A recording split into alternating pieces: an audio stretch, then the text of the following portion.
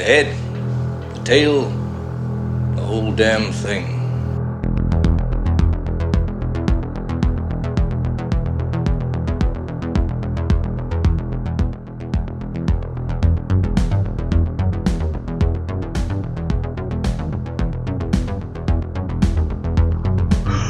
Welcome once again to the head, the tail, the whole damn thing with your industry professionals, Mike D. McCarty and James Knight. Today's episode, Demons and Evil Dead Burn. I haven't seen Evil Dead Burn yet, but I like those Evil Dead movies. I hope it has the same camp aspects to it. I never saw Demons either. I'll listen to the podcast to see if it's worth my dime and worth my time. Take it away, fellas. So how you feeling, man? How you feeling today? Good. Yeah. It's Thursday. It's recording day. I love every 2-week recording day. Recording night. And we have exciting news. Honestly, it will be old news or old new news by the time this comes out. Sure. Still, before it actually happens, legitimately though, we are going to be helping out Nightmare on Chicago Street this October 16th and 17th. It's going to be great. It's in Elgin, Illinois, about like an hour from Chicago, maybe? Yeah, maybe. A little northwest of Chicago. And it is the Midwest's largest immersive horror event. Yeah. And we're going to be there, immersing ourselves in the horror. Yeah, hopefully doing a little hosting, maybe a little emceeing, maybe some interviews and on-the-street interviews. Looking at their website, there is no lack of things to do at this place. I guess the thing is always packed, too. They said they get like 20,000 people over the course of the weekend. A bunch of different stages, a bunch of different bands. The downtown area goes all out for this. There's a haunted house. There's all sorts of street experiences. I think there's like at least 6 different haunted attraction type things that are like sections of the street that you sort of walk through. Yeah, like I'm really Aztec excited. Underworld, and Thunderdome, and like a haunted circus kind of thing. Zombies walking around.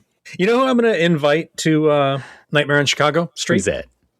The Slash U guys. They're probably only, like an hour away? Yeah, Milwaukee is just north, and I think they're based out of Milwaukee. So yeah, those guys are great. They gave us a shout-out the other day. I was listening to their episode, because I listen to all their episodes, and they're funny as hell. Oh, they are, man. Professors Nick and Andy. Yeah. Professors Nick and Andy /U. Good show. Check them out. Here's your shout out. He said, those fuckers better shout us out because they mentioned us like 3 times on one episode. They were talking about the audition episode.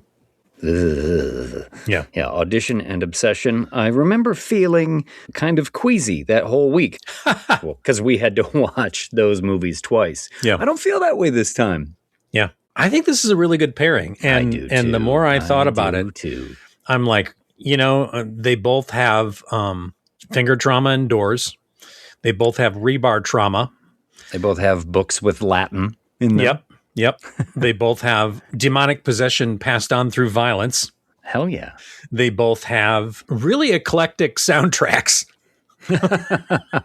Yes. And over-the-top gore and makeup effects.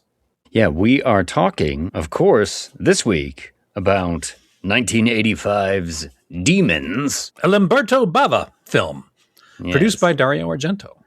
And 2026's Evil Dead Burn, directed by Sebastian Vanacek. Yeah, who did Infested, which is one of our episodes. We paired it with Wreck. Neither one of us was a huge fan of Infested. But I'm thinking, now that I've seen Evil Dead Burn twice, I really want to watch Infested again. Yeah. The problem I had with Infested wasn't necessarily his direction, I don't think. It was the spiders themselves. And not that I get heebie-jeebied over spiders. It's just that it's not how spiders work. That's not what happens. Yeah. They multiplied into like the hundreds of thousands in like 6 hours and grew to enormous sizes. And I thought, were they irradiated or hit by a meteor? Are they like space spiders? What is happening? I'd have bought space spiders. Yeah. A stupid explanation like that probably would have keyed me in a lot more. So Yeah, show me space spiders.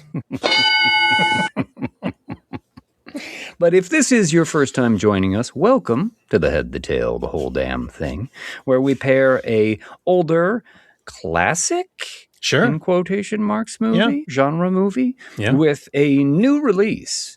And if this is your first time with us, the older movie, you've had time. We're going to spoil the whole damn thing out the gate. But you've had like 41 years. Yeah. The new movie, we will give a spoiler-free review and synopsis. Before we head into the lobby, come back one more time and spoil the whole damn thing. You got it. Yes, they have a lot in common. And shall we just jump into a Demoni? Directed by Lamberto Bava. Son of Mario Bava. That's right. Master of Italian horror. Yeah. Bay of Blood. Fantastic movie. I don't know if you've ever seen it, but it's like Friday the 13th Part 2 is almost a ripoff of Bay of Blood. Oh, really? Yeah. Oh, amazing. Friday the 13th Part 2 is a ripoff of Bay of Blood. I mean, but also Friday the 13th. Okay, plural. There we go. You were very specific with Part 2. There's a couple of things that are like same kills. Is there like a cute little dog at the end of Bay of Blood where you're like, oh. Was it Muffin? Was that the name of the dog? The Muffin misdirect, that classic cinema trope. Bava didn't come up with that first. You did. You know, I got to watch Bay of Blood to see if there's a Muffin misdirect. Muffin misdirect. I mean, it was so classic. It wouldn't surprise me if Steve Miner ripped that off from an Italian master. So, Italian masters, Lamberto Bava. Bava had been second AD for Argento on both Phenomenon and Tenebrae, or Tenebrae, however you say it. I just say it in an Italian accent. And Tenebrae.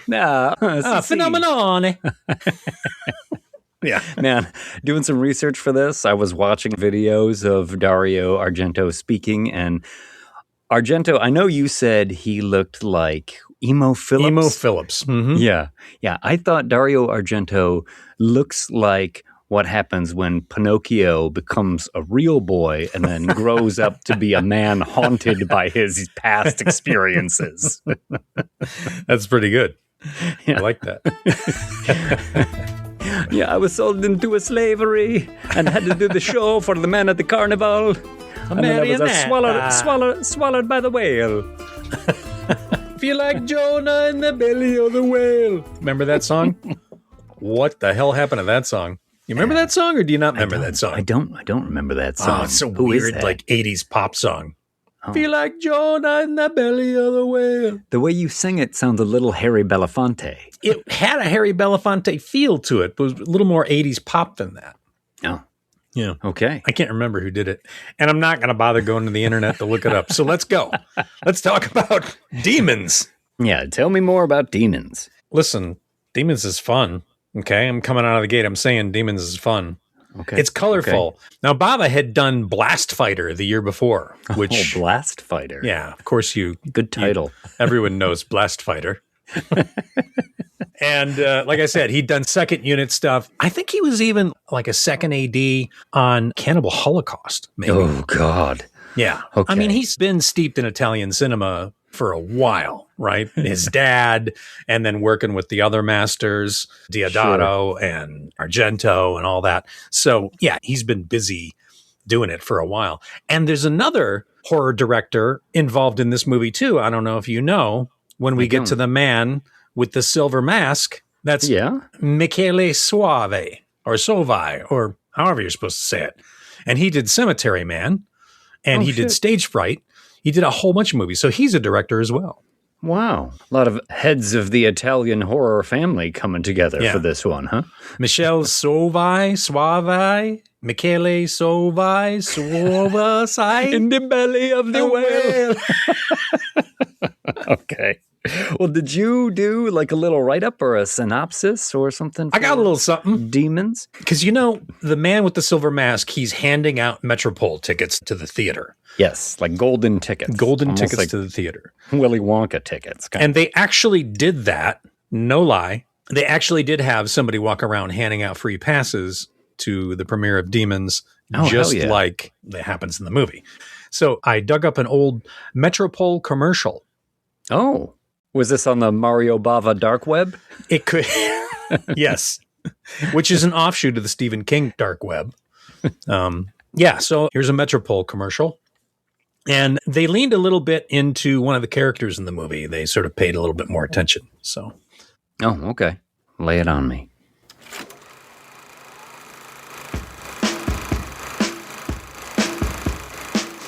remember when going to the movies was an adventure? At the Metropole, we're bringing back what made the movies fun. Makeout sections, second-story balconies for the visually impaired, computerized projection booths, ushers dressed as giant elves with flashlights, even smoking sections. We've got a screen so big, so real, so crisp, monsters will practically leap right off of it. Good sound system? You betcha. Speakers so loud, so powerful, you'll hear every scream, every crunch, every four-stroke cylinder exhaust pop echo through the auditorium. You know that feeling you get when you watch someone ride a dirt bike through the aisles of a movie theater wielding a samurai sword? Well, we can't legally offer that experience, but our aisles are wide enough that you'll definitely think about it. Believe me, we gotta stop the movie! Where's the projection booth? Yes. Not a chance, Bobby. We've got a state-of-the-art computerized projector you'll find a hard time getting to. Our concession stand has buttery popcorn, fizzy drinks, candy that'll make your teeth fall out. Something for the whole damn family. Get out of the way! Wait your turn, Bobby Rhodes. Need a samurai sword to battle the forces of evil? Sorry, theater policy says no outside weapons allowed. Our staff has also been instructed that if anyone starts scratching at their face after the previews, they're getting escorted out immediately. Because around here, the only thing that's contagious is laughing too loud during the cheesy dialogue and cheering when somebody finally grabs the sword. That's a bunch of shit, baby. So come, experience the movies the way they were meant to be seen. On a massive screen, with earth-shaking sound, comfortable seats that tear out easy. Rip out the seats to make a barricade. You get the idea, Bobby. That's the Metropole, where every show is unforgettable. And if anyone hands you a strange chrome mask in the lobby, don't put it on your face. Because of that scratch, she became a demon. An instrument of evil. Whatever you say, Bobby. Rooftop helipad only at the downtown location. Nice. I like that the rooftop helipad is only at the downtown location. Using a lot of clips from Bobby Rhodes there. Bobby Tony Rhodes is the actor who played Tony the Pimp. Oh, God. And he is the best in this movie. He is. Hands down. So good, they put him in the sequel as a different character who is this kind of the same character. Yeah. If they had started following his lead earlier in the movie, I think more people would have made it out alive, without a doubt. Hell yeah. So I'm going to admit to you, I had never seen Demons. Oh my God. Yes. Wow. Okay. Okay. Hold on. I'm A, a little excited, and B, a little terrified that you're going to tell me that you fucking hated it. Well, it got me thinking. Yeah. What is it about this cheesy B movie where at the end of it, I was like absolutely thrilled and thought it was awesome, as opposed to Flash Gordon, where I thought that was just hot garbage. Because they're both bad, but for some reason, Demons is just so good. It's so good. I'm glad you like that. Hell yeah. Hell yeah. I think it's almost because from the beginning, Demons almost doesn't pretend to be good. Yeah. It's kind of B movie out the gate. And by the time you get to the end of it, the most glorious 20-minute finish of just about any movie we've watched. You're absolutely right. It is off the charts. What the hell happened to Rosemary? Well, we'll get into it. Bobby, a.k.a. Tony the Pimp. Yeah, this movie really goes for it. It really swings for the fences and hits a home run. Yeah.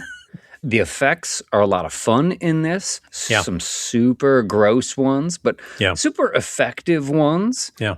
you know, the eyes they put in the demons and the teeth and the green goo coming out of their mouth and the fingernails sprouting out of their hands and stuff. Yeah. This is a movie that I reference all the time when we're talking about doing some sort of transitional effect, you know, whether it involves teeth or nails. I always immediately default to demons. And Sergio Stivoletti, who I met in the 90s, or maybe it was the early 2000s. Either way, he came through K&B and I got a chance to meet him. And I remember I told him how excited I was to meet him because I was a big fan of like demons. And he also did Phenomenon and he did some other Argento classics. And I was like, oh man, I'm such a huge fan. And he's like, no, I'm a huge fan of you. And I was like, no, you don't get it. You know, I'm just a fucking dude here in the shop, fucking painting things brown or, you know, splashing blood on something or whatever. But you, sir, you're the fucking man. Pioneer. And, and he came from a dental family. So he already had his way around teeth and like dental acrylics and stuff like that and plastics. Those teeth gags are so gross. Awesomely gross. Yeah. To see the like long fangs come out from behind the other teeth and push the other teeth out. Yeah. Very cool. Ugh. I've always loved that effect. And that was Sergio. A lot of the makeup effects in this movie were also done by Rosario Prestipino, who worked with him. She did a lot of application and he did a lot of the heavy lifting as far as like mechanical effects and the fake head and the birthing out of the back and all the kind of nutty shit. Yes. Yeah. Yes. This movie is an effects extravaganza. Yeah. You know, it starts painting them on slowly at first. But like I said, when you get to the climax of this movie, it's like all of a sudden they hired a bunch of extra actors to come in just so that they could kill him. You're like, I've never seen this person. And there were only like 20 people in the theater. The Billy Idol punks? There's Yeah. Well, that's an interesting thing, right? Because wasn't this movie originally supposed to be like an anthology or something? It was supposed to be like a bunch of different films. I think the original idea came out of an anthology idea, and Argento liked this one and it was like, let's make this into a movie. And they wrote it pretty quickly. Dario, Lamberto, and Dardano spent, weeks putting it together. And the funny thing about that is Dardano and Argento didn't like each other. And I think that goes all the way back to like Four Flies on Grey Velvet or Deep Red, which were two Argento movies that came before this. Okay. And I'm not sure what the incident was between the two, but Bava had to kind of like be the mediator. Like, hey, I'm pretty you guys sure are not going to fight anymore. I think it's because when they were kids, Dardano made Argento smoke cigars and play pool until he grew donkey ears. No, but what's funny is that I read about it, potentially being an anthology before I saw the movie. And when I watched the movie has a movie in the movie because they're in the movie theater watching a movie. Yeah. And then you get the scenes with the delinquents in the stolen car, which is kind of like its own thing for a while. Yeah. So I felt like they might have scrapped the idea of it being an anthology, but they still had a bunch of loose story ideas. And they're like, we're going to tie them all together, put them in one movie. I mean, maybe. Yeah. I know the movie within the movie was directed by Michele Suave. Whatever. The Man in the Silver Mask? Yeah, the Man in the Silver Mask that did Cemetery Man. Well, it starts out, right, on the U-Bahn, which is the subway in West Berlin. Yeah. Right, where our ingenue lead here, Cheryl, who's American, nice-looking girl, is looking a little concerned at all the German punks that are around. She's got pink hair. Oh, no. Oh, look at the way that one's hair is styled, too. It's been shaved on the side. Oh, man. You remember punks in the 80s? They were so scary. Yeah. That one has a safety pin through his ear. Oh, I'm so spooked. Yeah. And the train is going cuckoo, cuckoo, cuckoo, cuckoo. And you see for a brief moment the Man in the Silver Mask we were talking about, like sort of like reflected in a window. It's a weird half mask a la Phantom of the Opera or something like that with, I think, a little bit of studs and a horn and kind of a cage over the eye. Really weird, unique looking piece. The cage over the eyes, Sergio made this mask. He said he wanted it to appear like wearing the mask, you are imprisoned. So you're looking out through bars. Oh, very cool. Thank you, that? Sergio. That is... that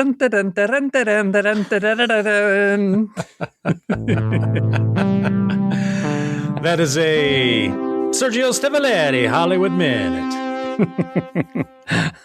But our ingenue here, she's clutching her musical score close to her chest. It's like a Bela Bartok orchestral score. I guess she's supposed to seem really straight-laced and uptight like these German punks, but she's American. She gets off the subway and the crowd disperses almost immediately, and then you get a little liminal horror here. Hey. How very 2026. That's right. Yeah. As she's walking through the empty subway station and, is that someone behind me? Now, keep in mind, there's not a word of dialogue for like the first 5 minutes of this movie. Sure. So she's just looking over her shoulder and hearing footsteps and begins to run away and then gets to an escalator and, thank goodness, gets to the top of the escalator and mask scare. Here he is. The guy with the silver mask, and he hands her... The man on the silver mask now. Sorry. Hands her a golden ticket to the movie. To the Metropole Theater. Almost apologetically hands it to her. Yeah. And then he walks away and she runs out. And she's like, hey, excuse me. Can I have another one of those, please, for my friend? Gives her 2 tickets. And then our girl Cheryl will go meet Kathy, her friend who's also like a conservatory student. And she's like, hey, look, I got us 2 tickets to this mysterious movie. Yeah. Some weirdo on the subway gave me this ticket. You want to go? We'll play hooky. Ha ha ha. She's like, as long as it's not a horror movie, Cheryl. So very Kathy. Ack. Horror movies. Swimsuit season. Irving. Holy shit. You just threw a fucking Kathy joke in there. That's great. I didn't even intend it when I said so very Kathy. That's right. Hey, man, I used to read the funny papers. Sure. She liked fudge, I think, didn't she? Oh, yeah. She did like fudge and her boyfriend Irving and hated swimsuit season. So that's pretty much all you need to know about Kathy. Yeah. So, they get to the movie theater, the Metropole Theater, and our crowd is gathering here. We're going to meet our cast of characters. We meet Tony the Pimp, Bobby Rhodes, and his 2 ladies, Rosemary, and I'm not sure what the other girl's name is. Carmen, Rosemary, and Carmen. And they're there to have a good time. And I just want to commend Tony on the look, because not only is that suit fly as hell, but like to pull off the bald shaved head with the sideburns and the mustache, like that dude never changed his look. He always looked like that. Well, why would you? Yeah. Once you have achieved perfection, once he like shaved that head and grew those sideburns and mustache, he was like, I have scaled Everest, baby. Like, there's no going back. He is awesome. They ain't gonna get me. That's for sure. Yeah, and we also meet the usherette, right? She's wearing this big green dress with a giant white sort of Peter Pan collar. She looks like a giant Keebler elf. I'm like, what in the fuck? This is so weird. And a huge mane of tumbling red hair, and she's taking the people's tickets, and she's taking the people's tickets, right? So instantly I was like, oh, this girl is in on it somehow. Yeah.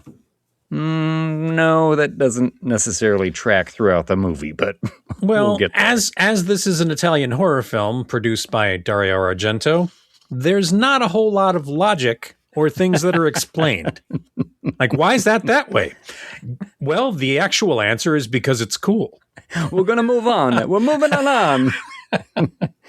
And we meet a couple of sort of German Brads. Actually, I wrote them down as German Brad and Preppy. He's got like, one of them's got like the sweater over his shoulders. Yeah. And the other guy, whose name is George, they see Kathy and Cheryl come in. They're like, oh, look at those girls. Oh, they're cute. Oh, we can help them buy a soda. They're instantly like hitting on them. But the girls are like, they're rich guys, right? They're like finance bros, these guys.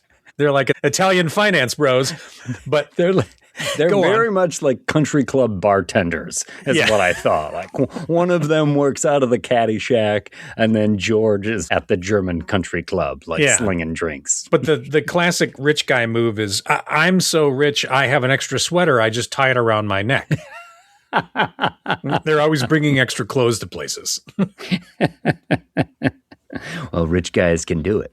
Yeah, fucking rich guys. But Tony and his gals, one of them, Rosemary, right? She sees this dirt bike. There's like a mannequin on a dirt bike with a katana, and it's holding like a silver mask in its hand.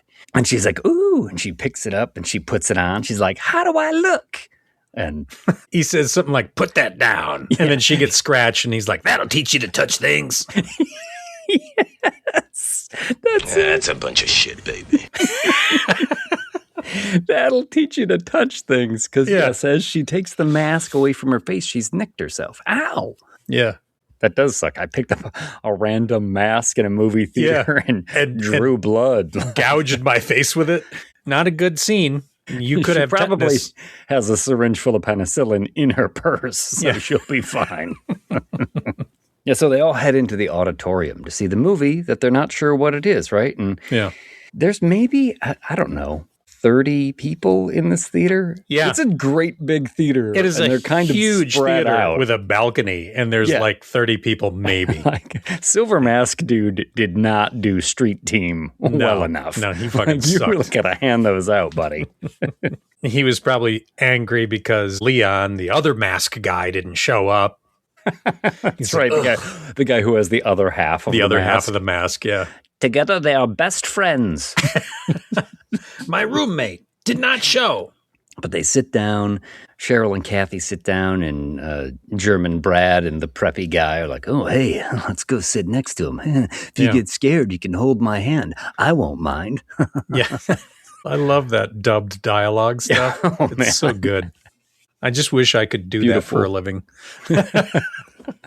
I sure would like to talk like I was a character in a movie. But the movie starts, and we instantly get a heavy metal soundtrack. Some Motley Crue out the gate. Huh? Yeah. It's like motorcycle headlights, and a group of 20-somethings are exploring ruins. They say Nostradamus is buried here. Oh, who's that? Well, he predicted the discovery of planets Neptune and Uranus, world wars, Hitler, the coming of the demons. Wait? Go back. The coming of the demons? Is this true? Did Nostradamus actually predict this? Well, that hasn't happened yet. So I think it's what the girl says. Okay. And then Kathy is like, oh, it is a horror movie. Yeah. And Brad is moving in on Cheryl. I think this is when he says, you can hold my hand. And then this older couple that had come in, his name is Frank. Oh, yeah. He's been kind of a dick to his wife already. He's a total fucking dick. It's their anniversary, too. Did you catch that? Yes. And he's like, I'm taking you to a show, aren't I? Yeah. You should be grateful. Yeah. But I love this moment because, you know, the young guy and girl, you know, he's hitting on her and she's like, oh, stop it. And then Frank turns around and he's like, shh. Yeah. And I was like, I just saw that auditorium. There are literally hundreds of empty seats around there. Frank, you could have sat anywhere else. Just move, Frank. Just move. Your wife already hates you. There's more people we're meeting too, like up in the balcony. Oh, yeah. There's a blind guy. The blind guy and his seeing eye girl. Liz, yeah. And he's like asking her, Liz, what's going on? Yeah, explain the movie to me, Liz. Describing the movie. They're going down in the crypt. It's dark. I thought, well, the blind man understands that much. Yeah. I know what darkness is, Liz. Are they scared? Yes, they are.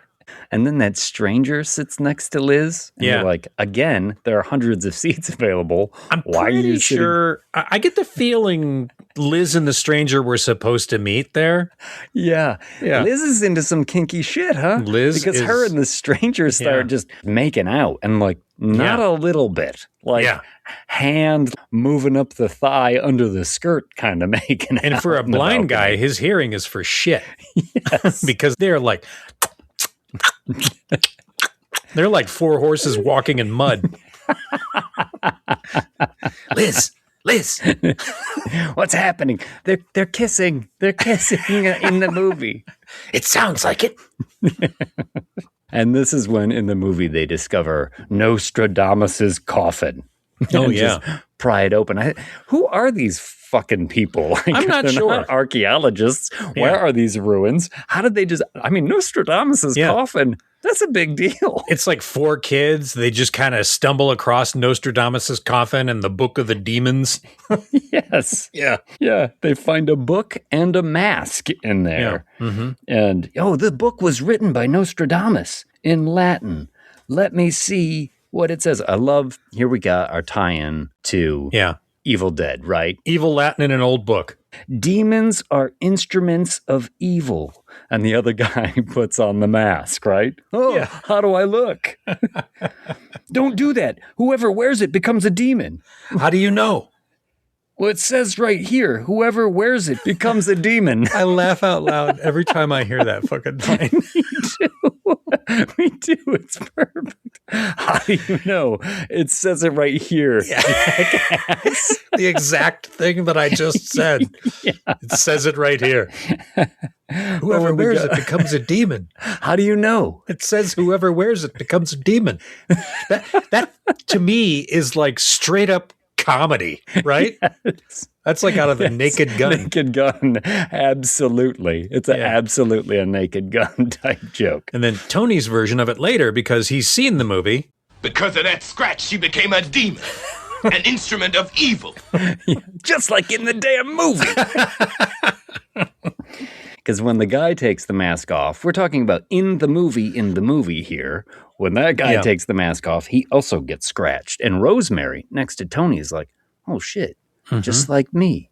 And she's feeling the scratch. Oh, it started bleeding again. So she heads into the bathroom, right, to check out her freshly bleeding cut on her face. That's right. And looking in the mirror. And this is some good, like, little bladder. Oh, yeah. What is a bladder under some latex here or whatever? It's a bladder under a foam appliance, and the appliance has, like, a little tear, the little scratch in it, and the bladder it has, like, I think it's, like, a mix of, like, milk and yogurt and green paint. Because, baby, when that explodes, pusplosion. Oh, yeah. I mean, it really ruptures, and she screams. That is what I'm talking about. Yeah, it's super gross. I mean, the effects in this movie are super gross at times. They are. They're classic mid-'80s, so you look at them with a modern eye and you're going to think it's pretty rough. But if you imagine doing that in the 80s with the limited technology and the limited things that they had, they don't have what they have today. It's fucking great. I think these are wonderful, actually. These were pioneers of makeup fun. effects, these people. I mean, if you are a fan of horror movies and makeup effects, which I know is like 99% of our audience, this is definitely one to check out if you haven't before. Yeah. Because it is a lot of fun. And Rosemary's friend Carmen is going to come into the bathroom soon enough. What the hell happened to Rosemary? I'll go check on her. Carmen heads into the bathroom. Rosemary? And she opens the last stall, and Rosemary's kind of huddled in the corner, her face away from Carmen. Rosemary? And then Rosemary turns. Demon scare. Demon eyes, yellow eyes, opens her mouth. All this disgusting, like, neon green goo comes out of her mouth. It's good. Love it. Fucking great. Carmen tries to run out of the bathroom, but Rosemary is on top of her, and before Carmen can leave, Rosemary just tears into her throat. Yeah. A lot of throat tearing in this movie.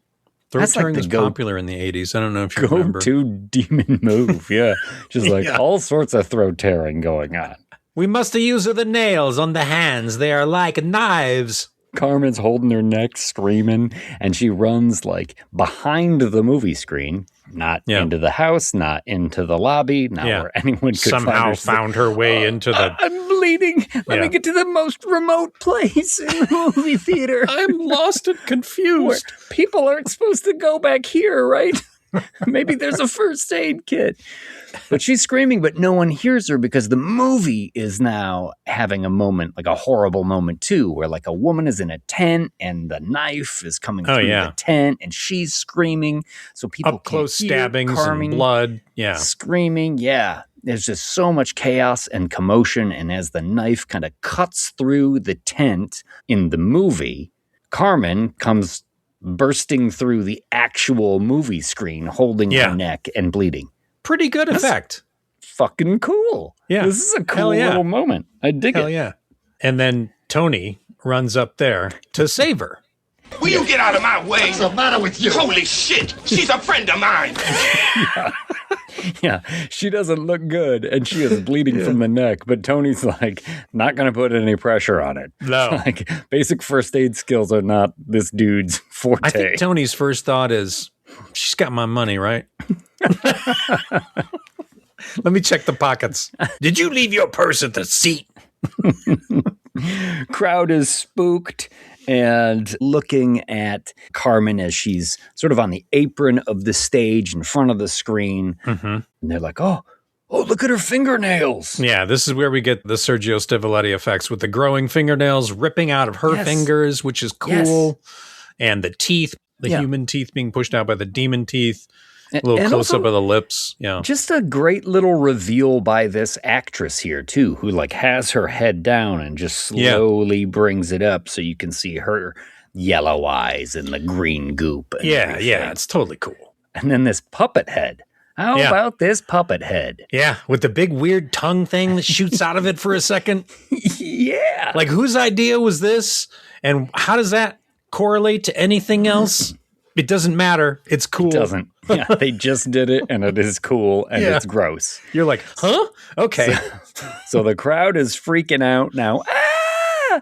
And then from the balcony, Liz's boyfriend, who had been making out with her right next to the blind man, right? Yeah. He comes on a rope and hangs right in front of the crowd. Pretty good transition to that. Rosemary had been up top, and as Liz and the guy were making out, she'd strangled them both with like a theater velvet rope, right? Yeah.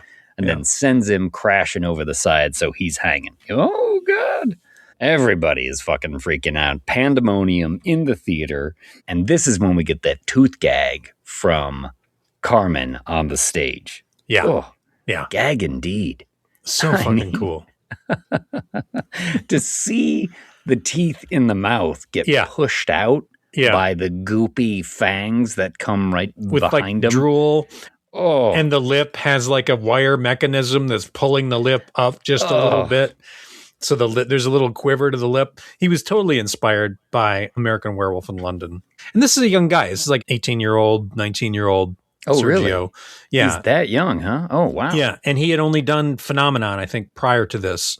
Phenomenon has a creature in the end of it, which is like a little boy that's similar to the thing in Funhouse.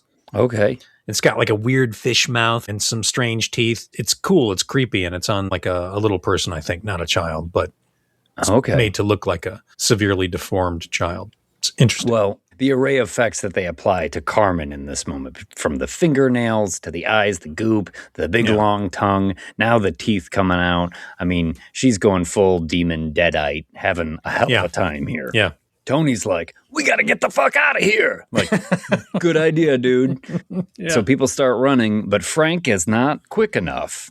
Frank who'd been such a dick to his wife. Oh, yeah. He gets throat tear from behind as Carmen gets him. Now, meanwhile, up in the balcony, and this is the first time I'm watching this movie, and I help run like a 750-seat theater. Sure. With a balcony. And I was like, where the fuck is this balcony? Because people can't seem to see or hear what's going on the floor below from the balcony, nor can anyone from the floor below see what's happening on the balcony. They seem to be totally disconnected from each other. This is a minor problem right now, but later in the movie, I lose all sense of space of this theater. Sure. Is this where the blind guy's wandering around looking for Liz? Liz! Yes. Liz! Where are you? And then he stumbles over her dead body.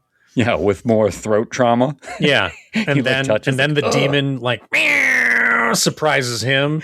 Yeah. And decides to tear his eyes out. Yeah, I'm getting blinder. What are you doing?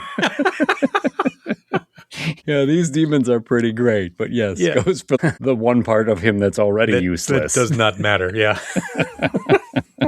Cue the heavy metal panic. Yeah, I think this was Night Danger by the Pretty Maids. Right on. And the crowd is rumbling, stumbling, bumbling to the locked front doors, like trying to get out and racing up the stairs. They're not locked. They're sealed in. There's like a concrete wall behind the doors. Those demons are tricky and have a fast construction crew. They do. It's like they all got trapped in the back rooms all of a sudden. Absolutely. But Tony the whole time is like, get out of the way. Yeah. Yes. Yeah. Everybody is losing their fucking minds except for him, though. And he's like, shut up. Shut up, everybody.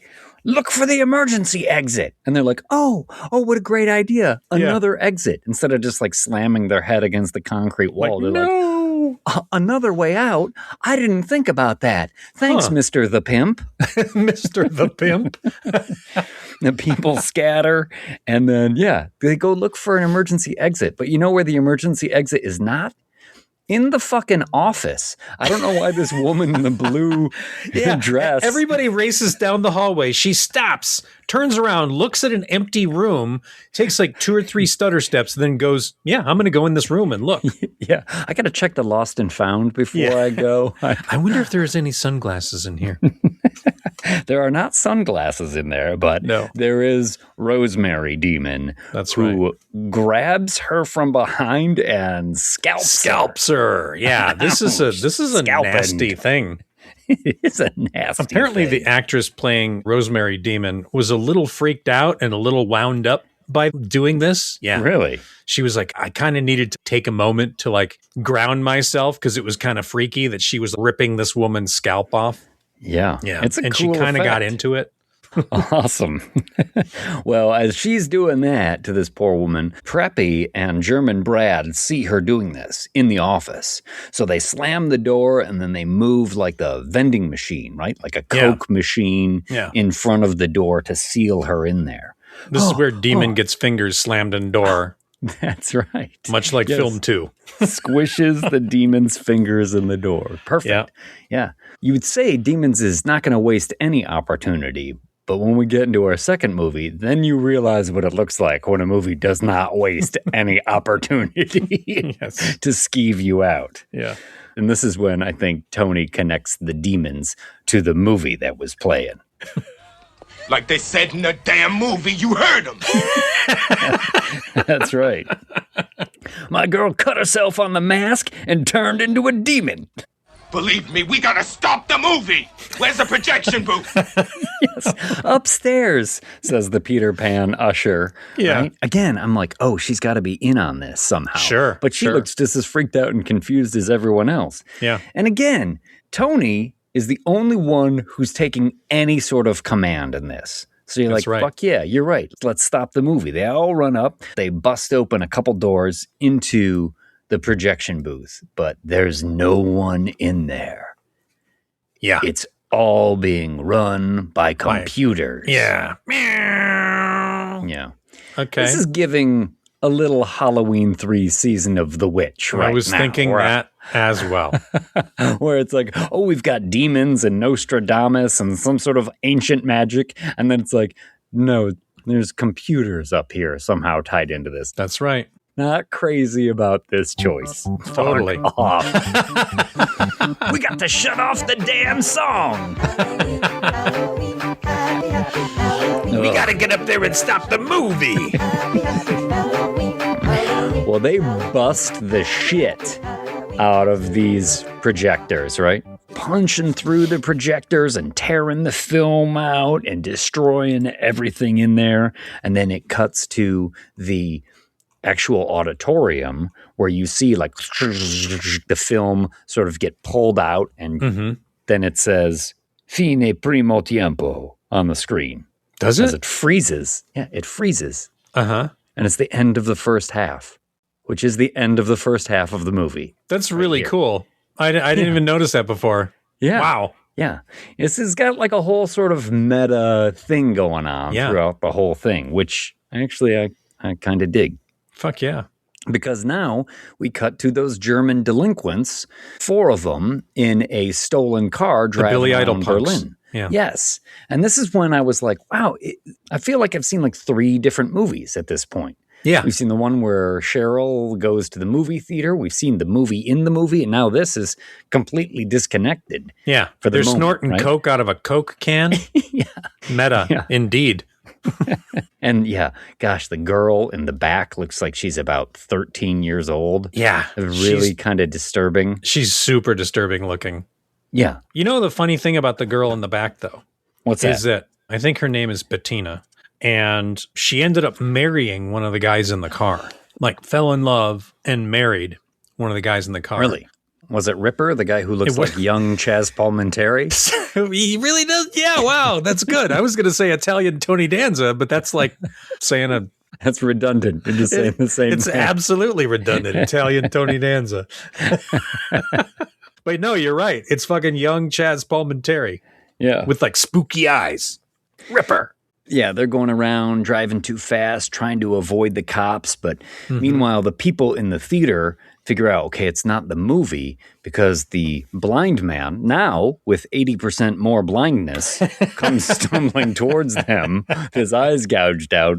It's not the movie, it's the theater. Yeah. He really has that, you're all doomed. Yeah, he is totally magic to him, like Friday the 13th. Not the doomsayer. What is it? What do they call it? The harbinger. He is the movie's harbinger for sure. You're a little late, Harbinger. Harbinger, your job was like 45 minutes ago. Yeah, you should have been standing out in front of the movie theater. Harbingers warn you. Yeah. They don't fucking inform you halfway through. You're all doomed, he says. It's the theater. I don't know how he knows this now, but they're all up in the balcony, and Tony sees Liz's dead body. And so he's like, she's going to turn into one of the demons, just like the other ones. Help me throw her over the edge, lest she demonize. And so saith Nostradamus. These fuckers do not help him, and it pisses me off so much. Yeah. This guy, he's batting 1,000 right now. Yeah. He is leading these people. And he ain't been wrong yet. No. So help him out, throw her over the edge, but they won't do it. In fact, German Brad seems like upset that he's getting orders now from it's very German Brad of him, if you know what I mean. Yeah. I'm like, just do what he fucking says. They won't do it. And Tony's got her to the edge when evil Frank pops up. Yeah. Frank scare. Yes. Only slightly more of a dick now that he's a demon. Yeah. But Tony, as having fucking none of it, switchblade out. He does the old switchblade stab and punt. Yeah. Which is a little known NFL combine drill. Right over the edge. Stab and punt. Where Frank essentially lands on the seats below and kind of, impales himself on the wooden seats and sort of just showers goo on a poor girl who's sneaking through the aisles down there. Oh, by the way, you know who that is? The girl? Who is it? That's Argento's daughter, Fiore. Is it? See, that was her first movie. Okay, I saw the name in the credits, but I wasn't sure who she played. Yeah. But this is her, huh? That's her, yeah. That was her first and last movie. You mean she didn't like just getting showered with all of this? I don't know. What is this? Methyl cellulose or whatever. Yeah, or just yogurt and green paint and a bunch of fake blood. This is a pretty gory moment, too, where he's just like vomiting blood all over her. Very Evil Dead-like. So arbitrary. It's so arbitrary, too.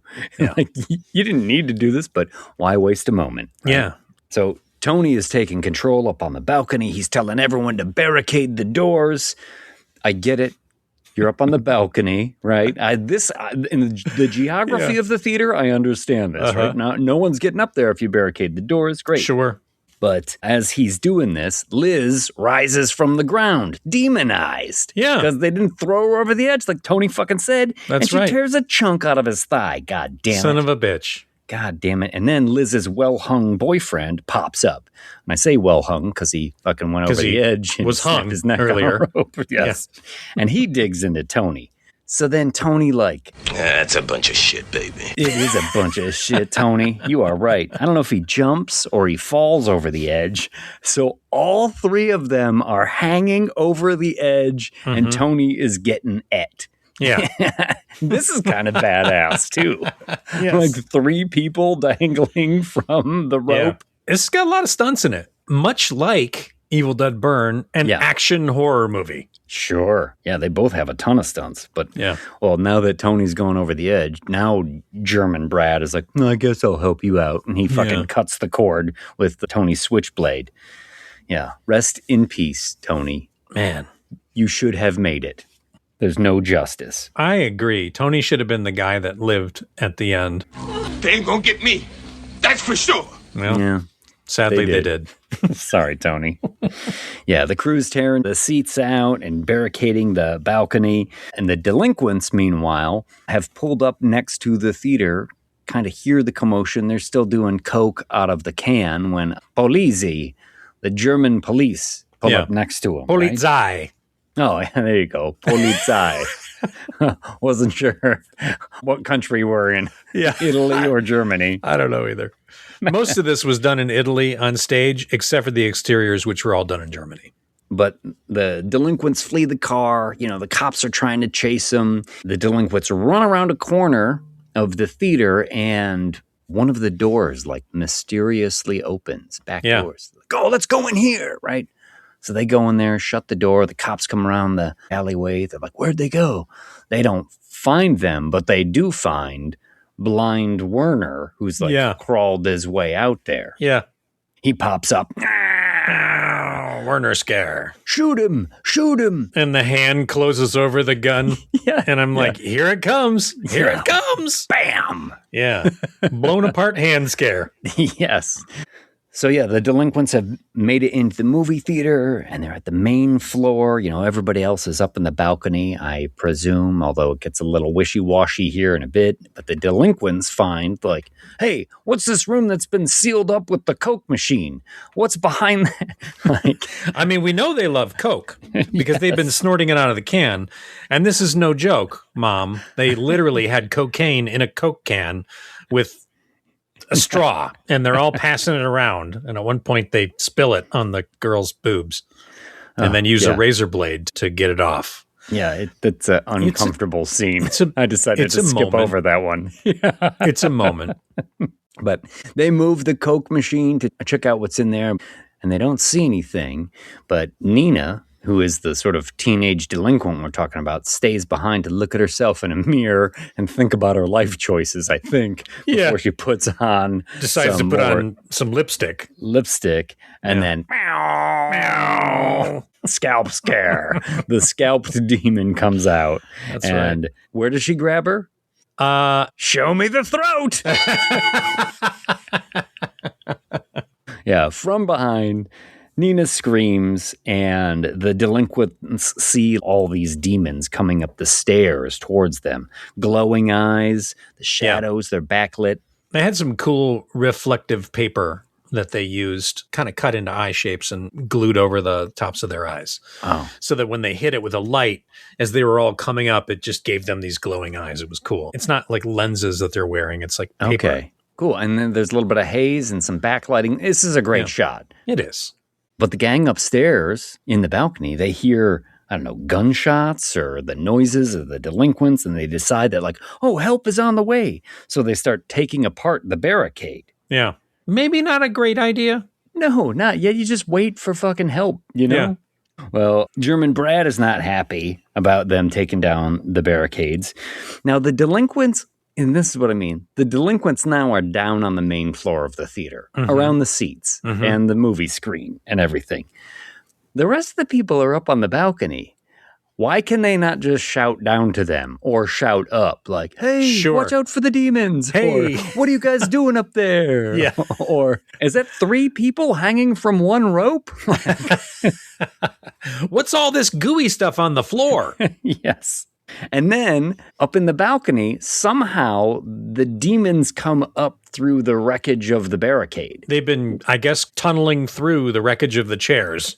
Yeah, but like Tony and the rest of them that pop up here, they were all down on the main floor. Everybody is still up on the balcony. I'm sure somebody mentioned this to Argento and Bava, and they probably went, but it's cool. Yeah, it is. Yeah. It's cool. And this is when kind of all hell is breaking loose, right? Yeah. Now, like I said before, I feel like a bunch of extras got hired on this day just so more people could get killed. Yes. Like I've never seen that woman before, and yet she has a demon on her now, sticking its fingers in her mouth, and she's kind of like biting the fingers off, and blood is spraying all around her Pretty face. good. That's a very Evil Dead moment for sure. So gross. Yeah. There's carnage, chaos, mayhem. Our leads are all crawling through the wreckage, and by leads, I mean the two guys, German Brad and the prep, and then Kathy and Cheryl, and they make it safely to the lobby, but Kathy has fainted. And we get almost like an old school like Wolfman transformation. Or not Wolfman. Yeah. Uh-huh. She like turns away from him and they're like, Kathy, what's wrong? And she looks at him and she's got like some veins and then turns away again. And they're like, wait, Kathy, are you okay? And she turns back and she's got like the eyes in and turns away again. And they're like, Kathy, talk to us. And she turns back and then she's like, at some point you were like, listen, I think I know what's going on here. Yes. We should probably remove Kathy's head from her shoulders. Meow. Kathy scare. There she is. Yeah. And it's not even swimsuit season. It's not. She's fucking looking for fudge in your stomach. Preppy dude puts a WWE SmackDown on Kathy. Oh, hell's yeah. The grate off the air duct. But Kathy isn't quite dead. This reminds me of one of the kills in Evil Dead Burn, too, when he's hitting her with the air duct. What? Yeah. Don't spoil it. No. I think people saw it in the trailer, but go on. But from her belly, she kind of yoga poses up onto all fours. And then, back splits open. Yeah, she does downward demon for a second. Come out. And a green-skinned demon sprouts from her back. Awesome. Do you know anything about this effect? Because this is a whole like puppet that then becomes a person in a suit that runs away. Yeah, it's a puppet of the girl on all fours. There's a little bit of a head movement. There's a little bit of a back arch movement. And then it's more of a close-up where you can see like the hands kind of come up out of the puppet if you could access it from below, right? Yeah. So if you just move the camera and you're not showing a person below starting to claw their way up through, then you're getting that camera angle of like demon hand makeup and demon face looking completely different from any demon we've seen so far. This demon looks like legit from hell kind of demon, not like a person transformed into a demon. No. This demon looks like it came from the abyss. It's a little like a urukai or some kind of weird thing being birthed, right? Yeah, green skin, yellow eyes, horns, fangs. It's the European cover is what it is. Oh, okay, sure. Yeah. But it scratches Preppy, who's lost his sweater at this point, and then runs away like ducks behind That's a the curtain. real crime. He's lost his sweater at this point. So Preppy knows. They've seen the people change, right? And he knows he's dying. So he crawls over to the motorcycle with the mannequin holding the katana in the lobby. You mean the Jacovian motorcycle and sword? And he tells German Brad, do me a favor. One last favor as a friend. Kill me with this katana. Dude, baller, Preppy, make it cool. He's like, I know I'm dying. Yeah. But if you could just do me one favor, hand me those Roman candles, light them, and push me down this ski jump. Do me a favor. Paint me silver and super glue me to this wrecking ball and slam it into the statue's face. Like, just Preppy, fuck yes, wants to make it cool. So 100 cool. people surveyed. Top 5 answers on the board. Fuck yes. Preppy's real name was Ken. Witness him. Witness Ken in Valhalla, all shiny and chrome. That's right, baby. I love it.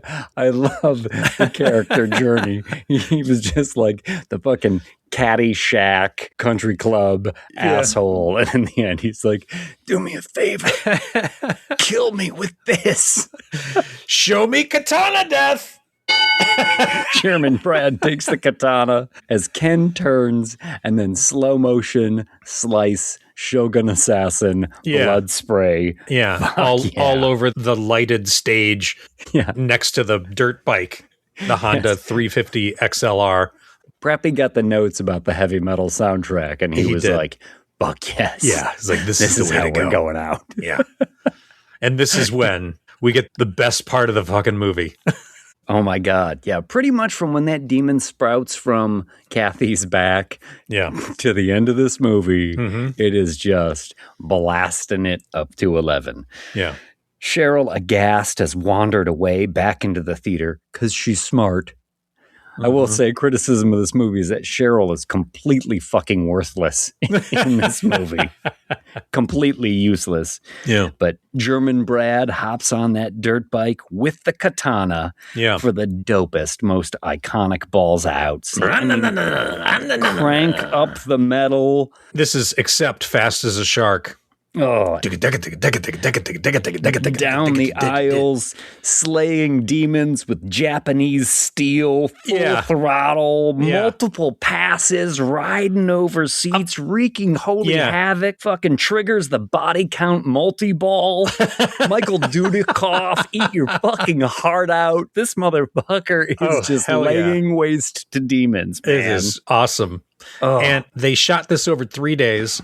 They had 2 motocross guys that came in and did the dirt bike riding.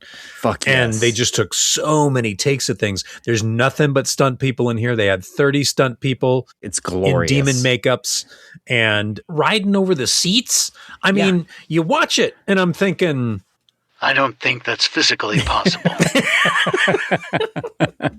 But who cares? Yeah, I am in it. It is super fucking wild. And you're like, oh my God, this can't get any crazier. And then Bava's like, hold my limoncello. Because from the ceiling of the theater, a helicopter crashes through the ceiling and onto the seats.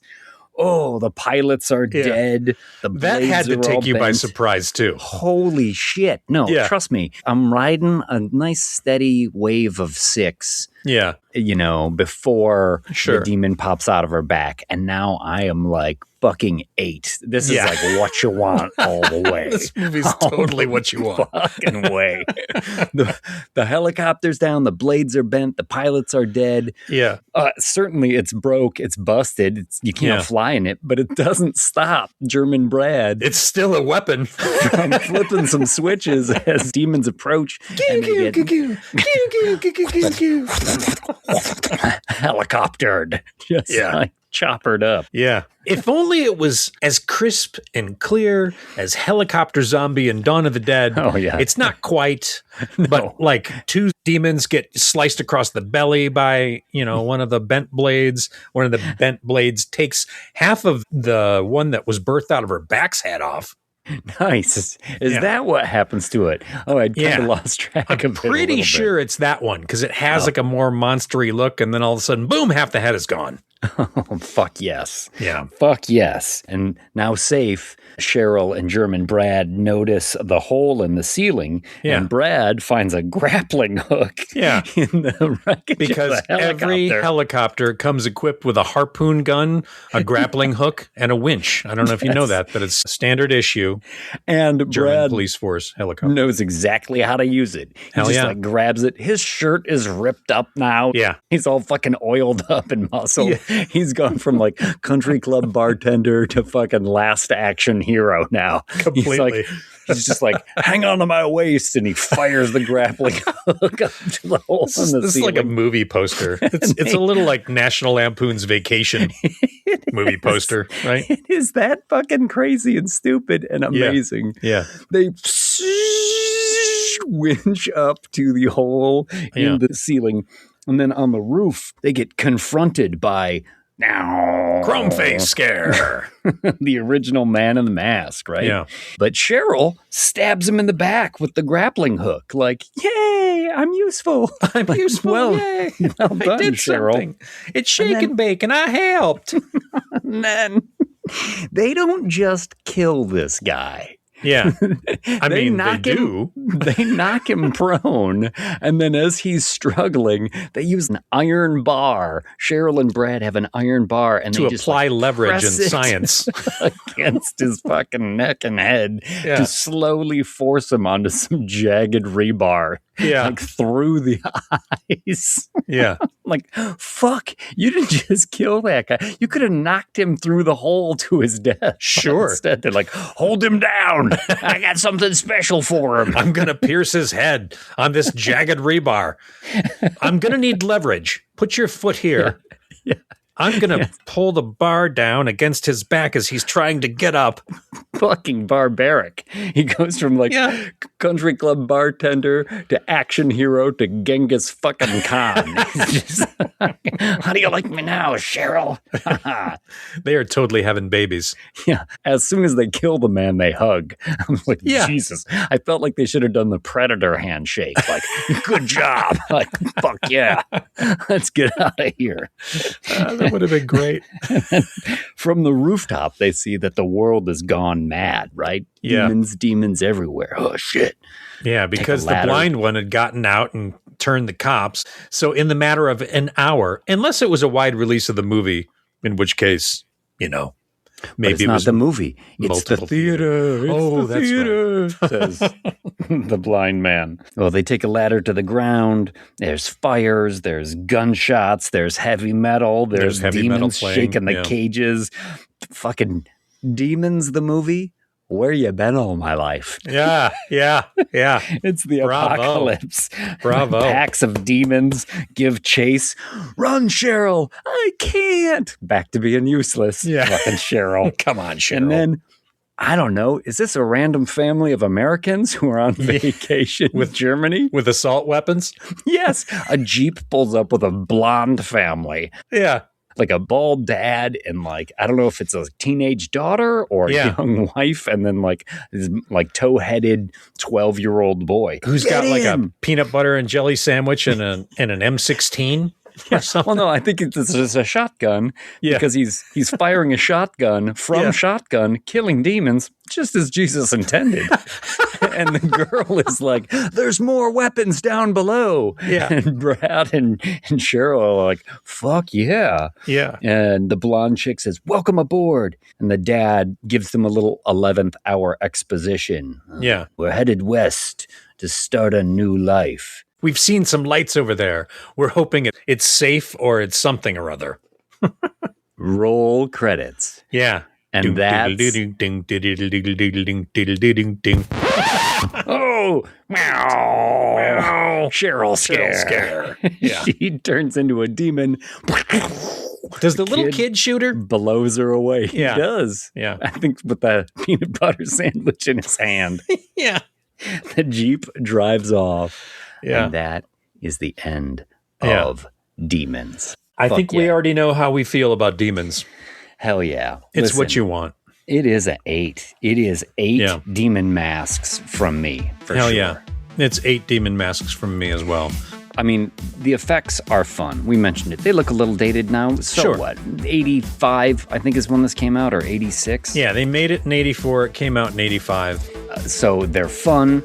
They're gory. They're goofy. They're gross. The movie is silly, but it just goes so over the top. Yeah. In a way that just blows right through the ceiling. Yeah. And so it is 8. It is fun. It is what you want. Yeah.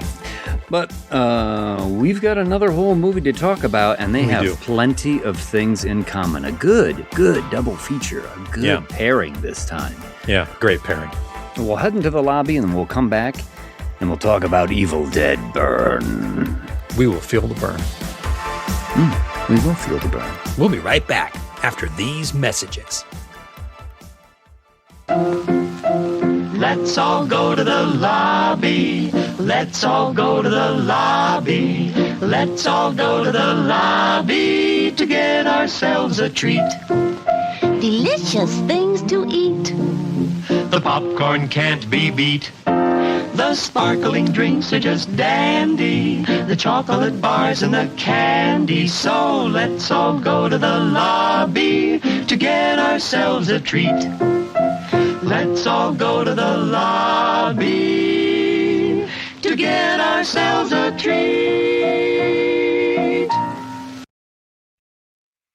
And we're back. We're back for more evil and more dead.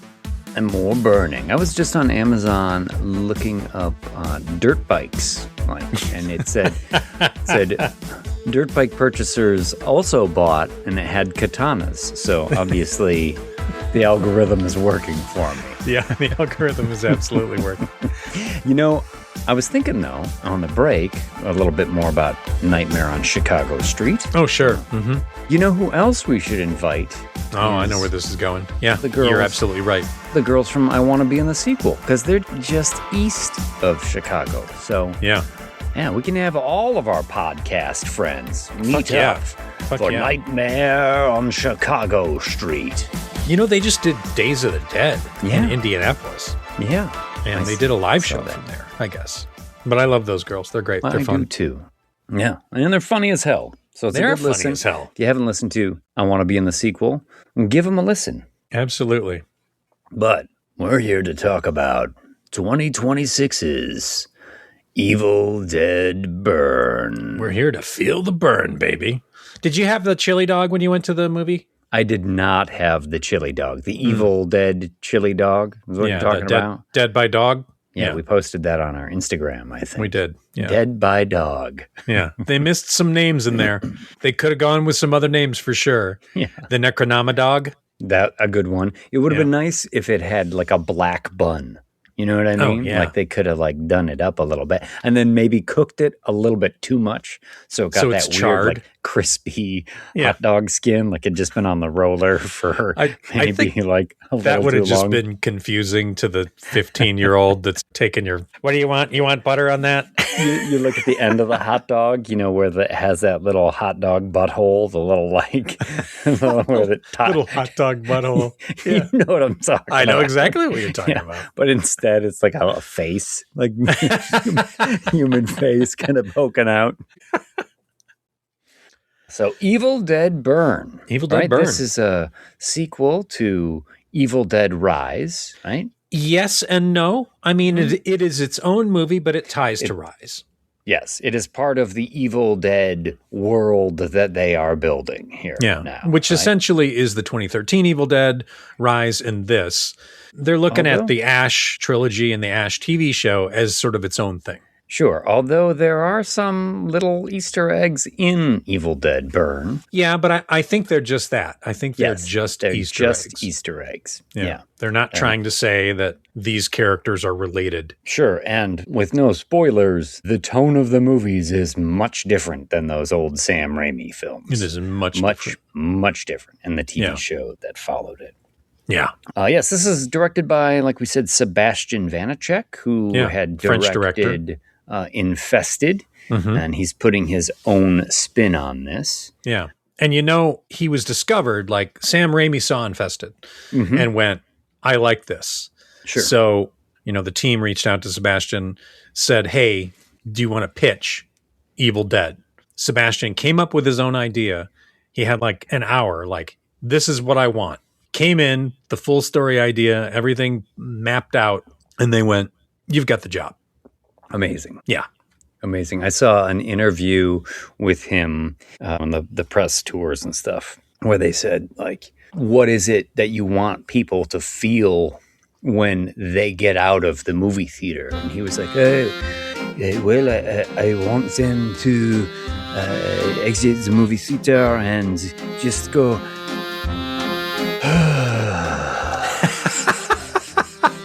I can breathe again. And sure.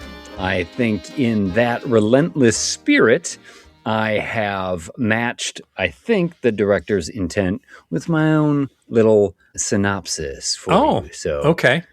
Great. Here we go. Lay it on me. You like it mean? You like it nasty? Then strap in and strap it on for Evil Dead Burn.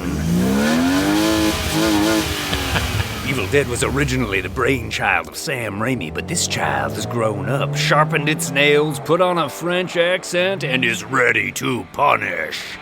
Some people read from the Necronomicon. Some people are born into a family of Necronomicon scholars, and some people just get married into a cursed family of Necronomicons.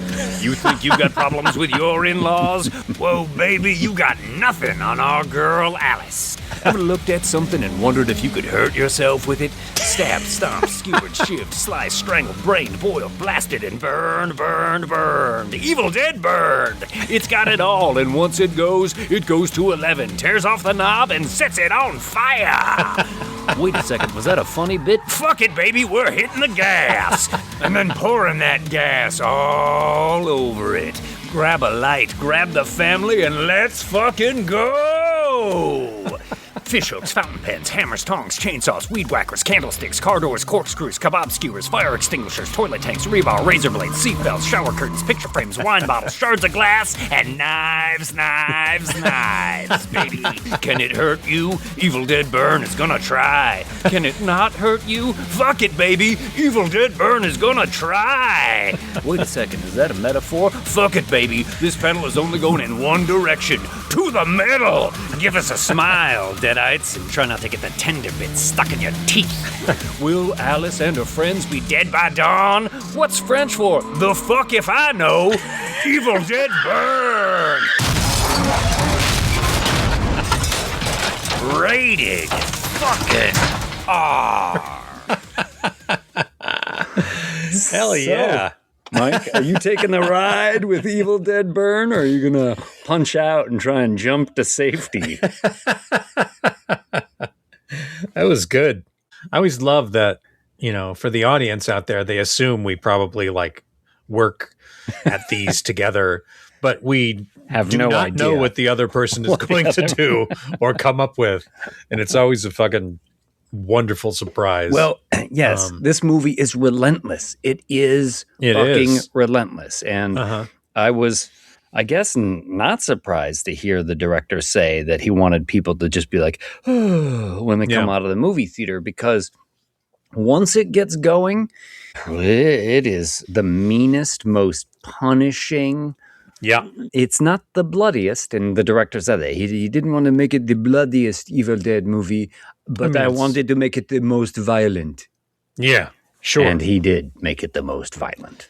I will say that when I saw this in the theater, after having a chili dog, after having a bag of greasy popcorn, after sucking down a mug root beer. Sucking on a chili dog, watching Evil Dead burn. That's right. My own little Jack and Diane. I came out of the movie theater and I was like, wow, I don't really know what to feel. Yeah. That was a lot. I felt overwhelmed. Yep.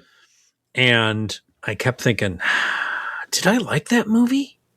And then the more I thought about it, the more I thought, I did. I did like that movie. I know it's very polarizing right now. Some people are either saying they hate it or they love it. Yeah. And I cannot say for sure 100% of either, but on my second watch through, I liked it a lot more. First time I was thinking this is a 6.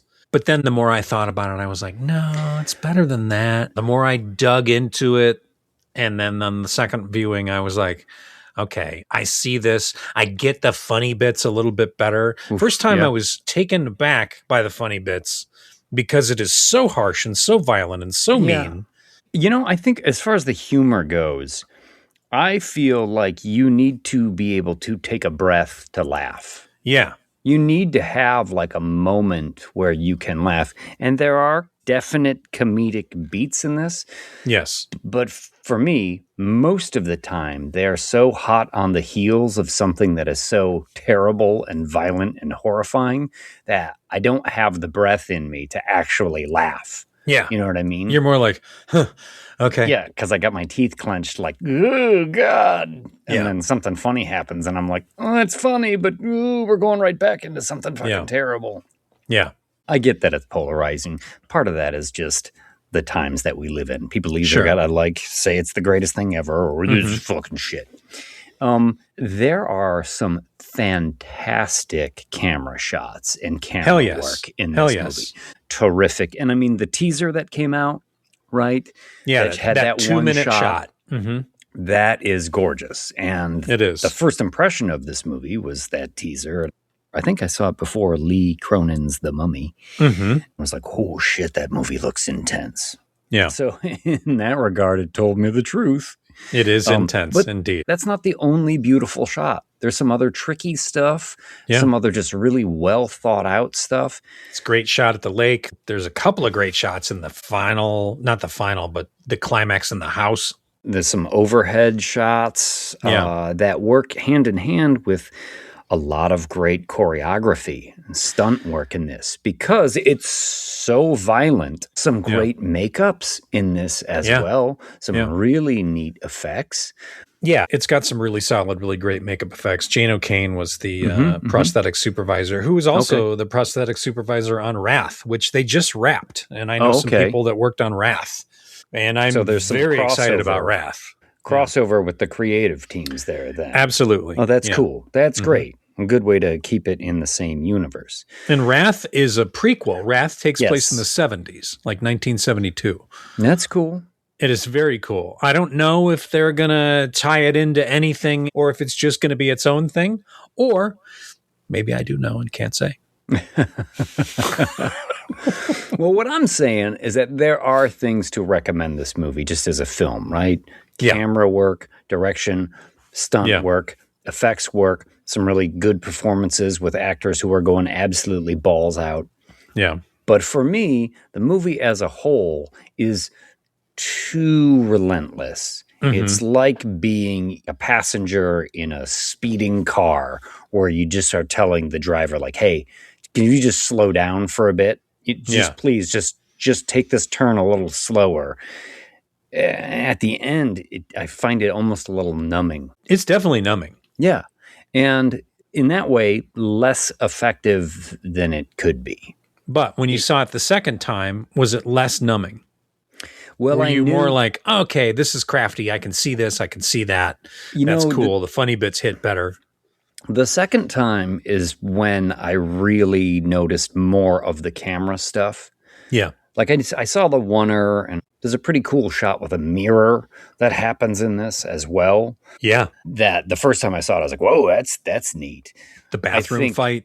Yeah. As I watched it the second time, I noticed a lot more of that craft. Yeah. And I was like, oh, okay. So even though the car is going 130 miles an hour, there's a lot of like really deliberate filmmaking in here, and that's cool. But still, at the end of it, I was like, whew, boy. Yeah. What did I sit through? I like this movie. I don't like the climax of this movie. I like the pre-climax of this movie. I like the getting in there. Hey, how about that? Sure. I like we're going for it. This is a marathon session. Oh, we have water, right? Water and fruit. Great. Just making sure we've got some water and some fruit. Is there some chopped up fruit that's all like, from the supermarket? Evil Dead goonin'. Yeah. I know what you mean. Yeah, it's the end I don't like. I'm with you on that. I mean, I know exactly how you feel because that's how I felt the first time I saw it. The second time I saw it, I felt a little bit better about all that, a little less relentless. I was able to look at the craft more. I was able to sort of study the makeup effects more. And I was looking for Easter eggs and things because, I was starting to piece together things, even if it's all just in my mind and in my own, like, oh, hey, that ties to blah, blah, blah. Sure. I mean, there's some cool stuff you get right out of the beginning when you see like they're flipping through newspaper articles and it's like 4 dead in a cabin in 2013. And you're like, oh, that's Evil Dead 2013 they're talking about. Yeah. So how many Kandarian daggers would you give Evil Dead Burn? I'm going to give it 7 out of 10. It's not quite what you want, but it's good. It's worth seeing. If you like the Evil Dead franchise, you definitely should see it. Just know that it's mean. Brutal. Yeah. And relentless. I give it 6. I'm only going to give this one 6. I do think it is more good than bad. This is a movie I'd have a hard time recommending to people who are not Evil Dead franchise I mean, that's a fans. good point. If you're not an Evil Dead franchise fan, you're only going to like this if you're into French extremist horror, which is what this is. Yeah. I wondered, though, as I was watching it, and I'm like, boy, I'm not finding a lot of humor in it. And the second time I was like, oh no, there are funny bits in this. Yeah, there sure are. But it made me wonder, like, am I getting too old?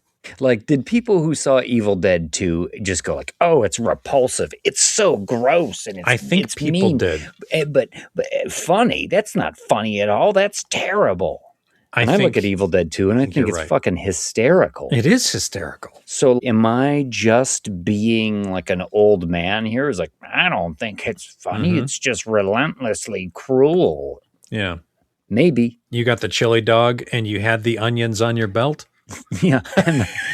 And I had to pop a couple of Alka-Seltzer during the movie. Because you were feeling the burn. I forgot to take my Tagamet before I was getting to the picture show. Oh, too much butter on the popcorn.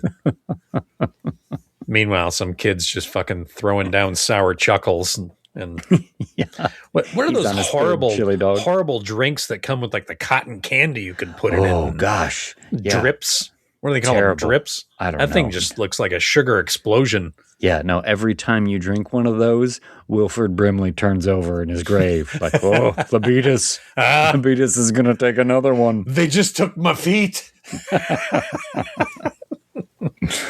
Yeah, I wondered, am I just being too old? Because I give this one a 6. It really is not my kind of horror movie. You know? There's just too much. On your first watch through, did you give it a 5? Or did you give it a 6 straight up both times? It's hard for me to remember. I just knew when I came out of it, woof, that was probably my least favorite Evil Dead movie. I think it remains my least favorite Evil Dead movie, and I'm giving it a 6. I don't think I give the new ones much more than a 7, though. Maybe a 7.5.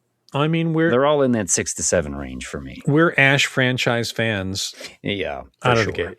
For sure. I'm not holding that against these Evil Dead movies, though, in any way. No. Like, I'm not like, it's not like it's not my Evil Dead. Hashtag not my Evil Dead. Well, put the fuck off.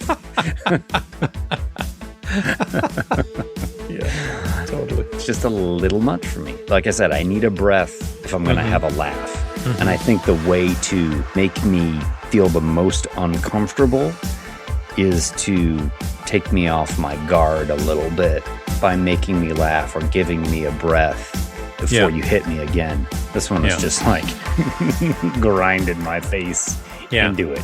Like we popped a tire 5 miles back and we are just riding on the sparks now, baby. Ripley, ease back. You're just grinding metal. All right, let's duck into the lobby, come back, and then ruin the whole damn thing. See you in a bit.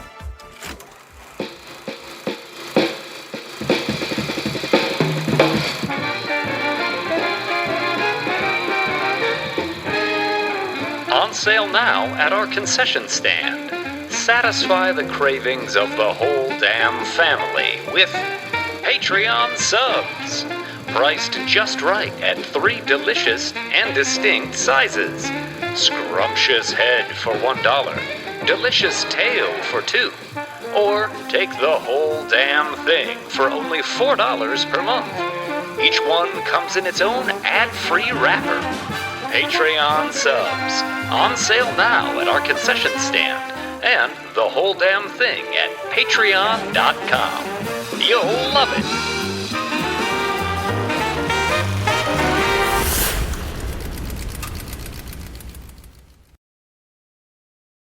And we're back? We are back.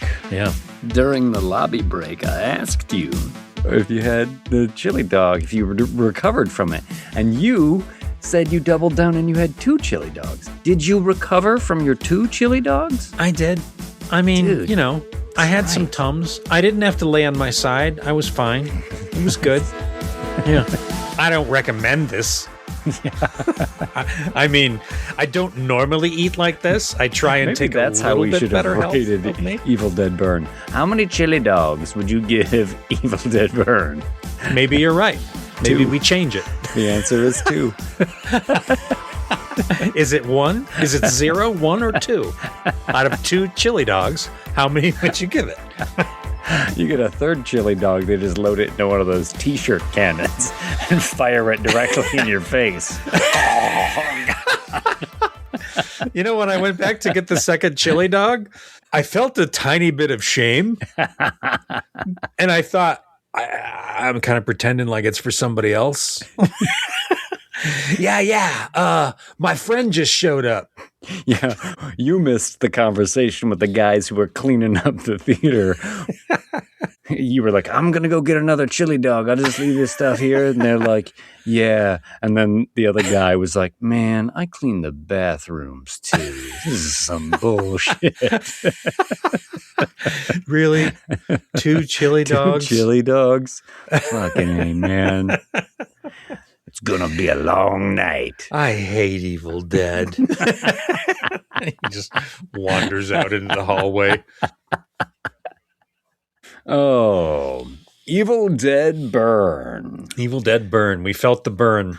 That's right. And I liked it more than you, and that's okay. I'm looking forward to getting it on 4K because I want to steep myself in new Evil Dead lore.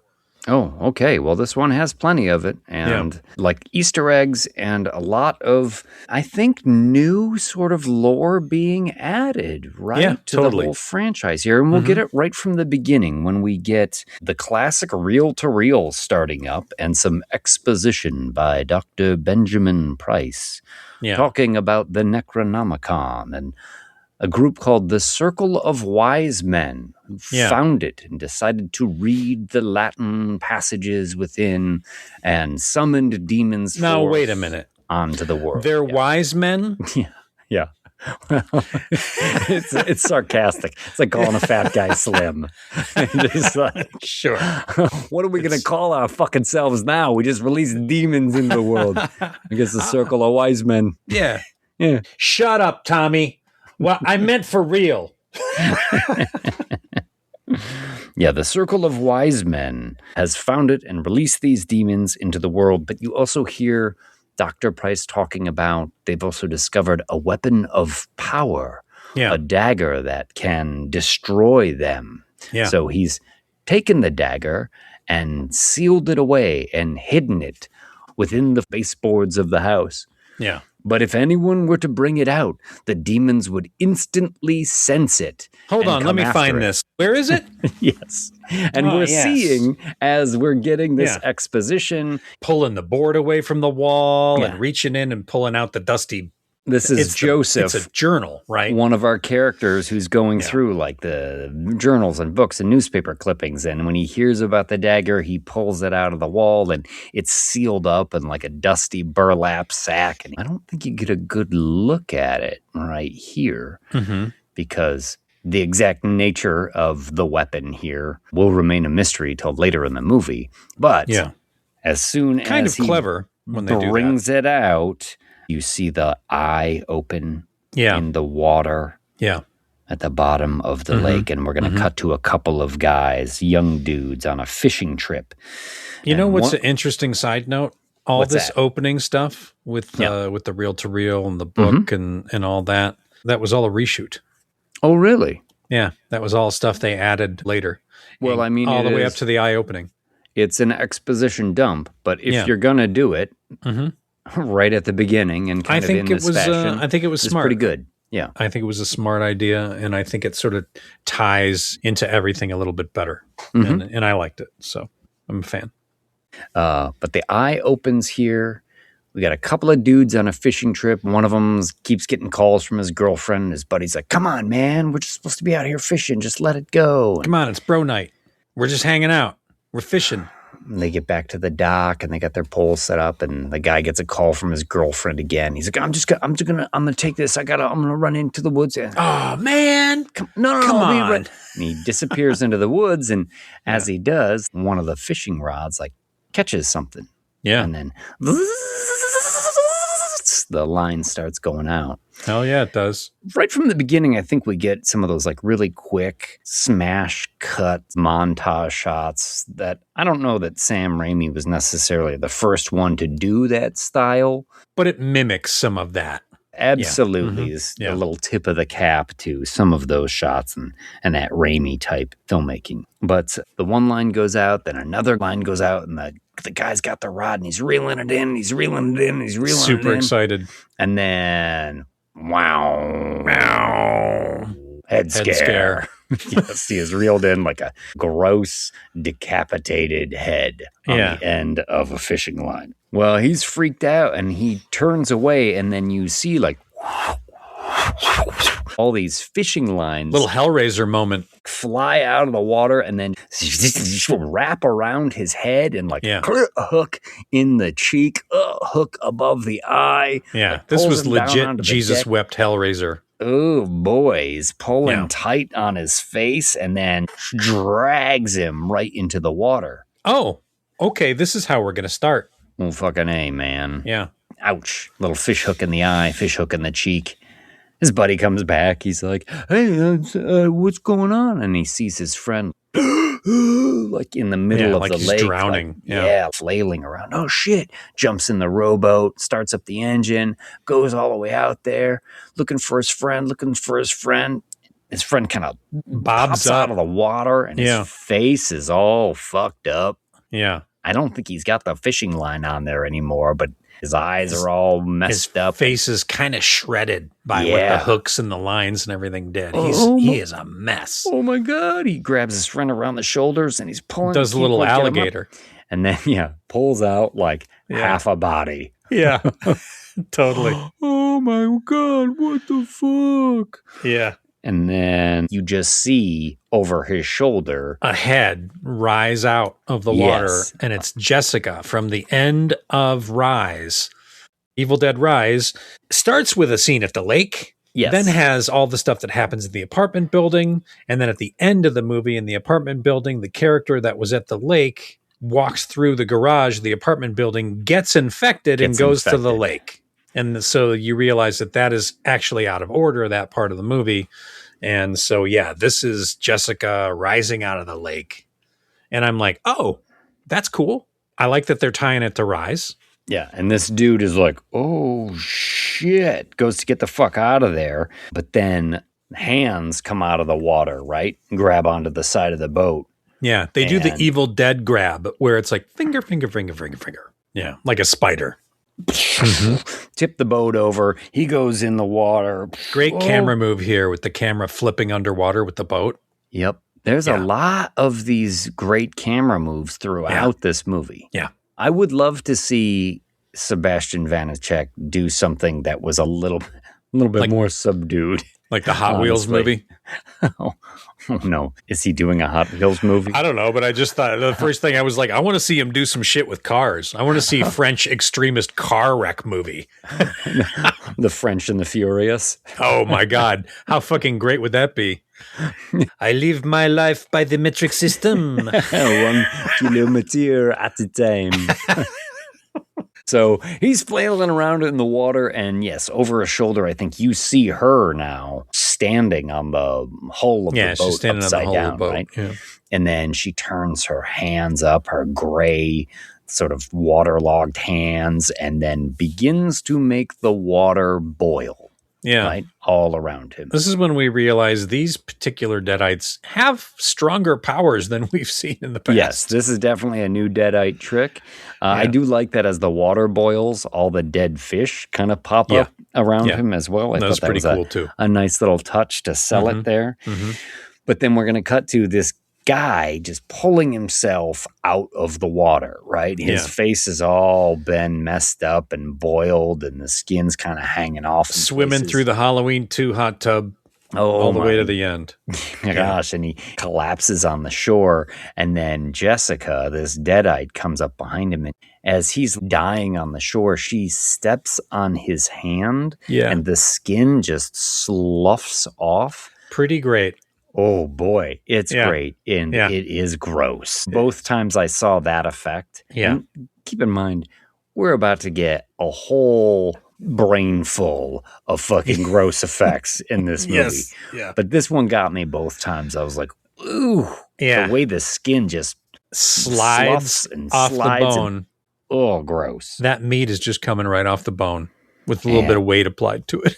Oh, and then you see her walk through the woods to a street, and she just walks right into the middle of the street as this car comes barreling down at her, and smash cut to dad ass. Oh, what a cut this is. A twerking ass at a club, music's pumping, people are dancing, having a good time. I was like, oh yeah, Evil Dead Burn. Yeah.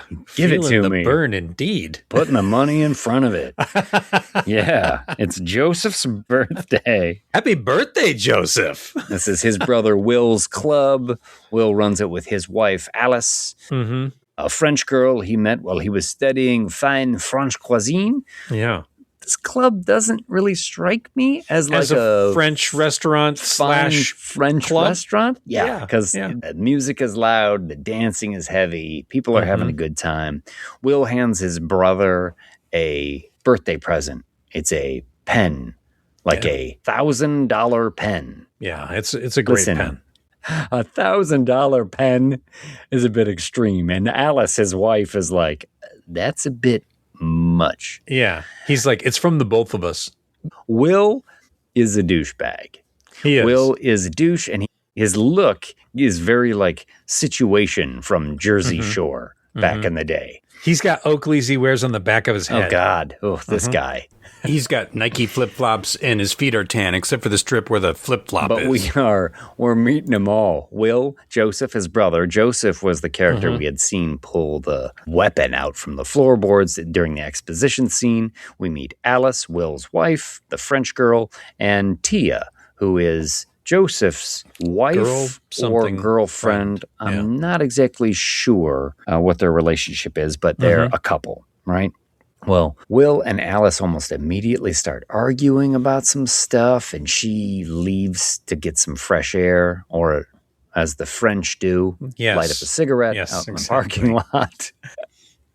They're all coming out, and Alice is like, this is bullshit. Well, it's driving me crazy, and he always gets like this. And Will was being a douche, and he comes back outside, and he continues to be a douche. Like, I thought you're supposed to stop smoking. Like, I thought we were gonna have kids. I was fine before I met you, but you make me this way. You make me this way. Yeah, and in fact, he like gets so pissed at her that he punches through the car window, right? And he's like, damn it. He's like, no other woman has ever forced me to do this. And what is it about you that makes me this way? I'm like, oh, fucking, this guy is a fucking menace. This is the first part of the movie that made me go, wait a minute.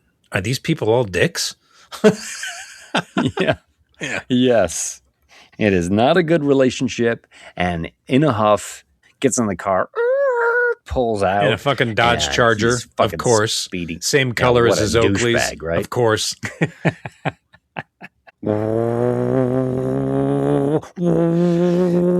Flying around corners in the woods, and you see, as it's going down this road at night, the Deadite, Jessica. Oh, he's the car that's about to hit her. And he slams on the brakes, but too late. Bam! Nails her. Car does a great flip, careening into the woods off the road. Yeah. Cool. I think in the behind the scenes, it ended up landing on its wheels in the end, didn't it? Oh, I didn't see that. They cut away. Like it rolled even more and then landed on its wheels. And then they're like, okay, let's flip it on its roof. And then we'll cut it earlier. Well, this has him, slow motion, tumbling in the air, glasses. Great camera stuff. Everything. Yeah, lands on its top. He's trapped in there, and the girl, the Deadite's body is like through the windshield. Head through the windshield. It's half torn off. She's smiling and grinning and saying things. And she starts to move, and her neck just starts to like separate off of She seems body. Happy about it, though. She is. She's got that Evil Dead giggle. She says, Will, we found you. Now lead us to your family. Take us to your leader. Head like flops off and then like rolls out of the car, essentially. And it's sort of like a decapitated head looking at him and smiling as it says the magic Latin words. The end in Kunda. I think the words are always a little different sometimes. Everything catches fire in the car. Everything inside ignites, and Will starts screaming, being burned alive, trapped in the car. Title card. Evil Dead. Evil Dead. Okay. We are off and running. I understand where you're going with this Evil Dead burn. So Alice, his wife, not looking too great, obviously, has been through the trauma of her husband dying, and she is on her way to the funeral, where she meets up with Joseph and Tia, the friends we had seen from the bar. And you see the other members of Joseph's family, his mom, Susan. What a bitch. And the dad, Edgar, and Polly, the grandma, in a wheelchair, and a little dementia or something, perhaps dementia. Well, they all head in. That dementia would be the funniest part of the movie. Yeah. It's like, we need some comedy in the Evil Dead, so dementia's funny. She could say some really funny things, couldn't she? Indeed, Evil Dead. Indeed, she could. Well, they're at this funeral, and they're at a construction site. Yeah. Like, this funeral home also has like an active construction site. I don't know what they're building there. As they're up there trying to talk about Will, you can hear like jackhammers in the background. Sorry, we're building a new crematorium. You can actually set fire to your loved ones yourself. It's a big box. You can watch it. There's all kinds of neon. They're putting together some kind of fantastic funeral park. Funeral Funland. What's it like to be in a coffin? The coffin flume. Yeah. You just go down like a log ride in a coffin. Yay! There's like a hearse bumper cars thing. Yeah, over there on the side. Maybe this might not be such a bad idea, man. You got to hit them just hard enough to pop the casket out of the back, and then we should talk to the Nightmare on Chicago Street people here. We might have a moneymaker on our Funeral hands. Funland. Yeah. Listen, death upsets people, right? What if we spun that? You know what else is funny? Dementia. Who Yeah. knew?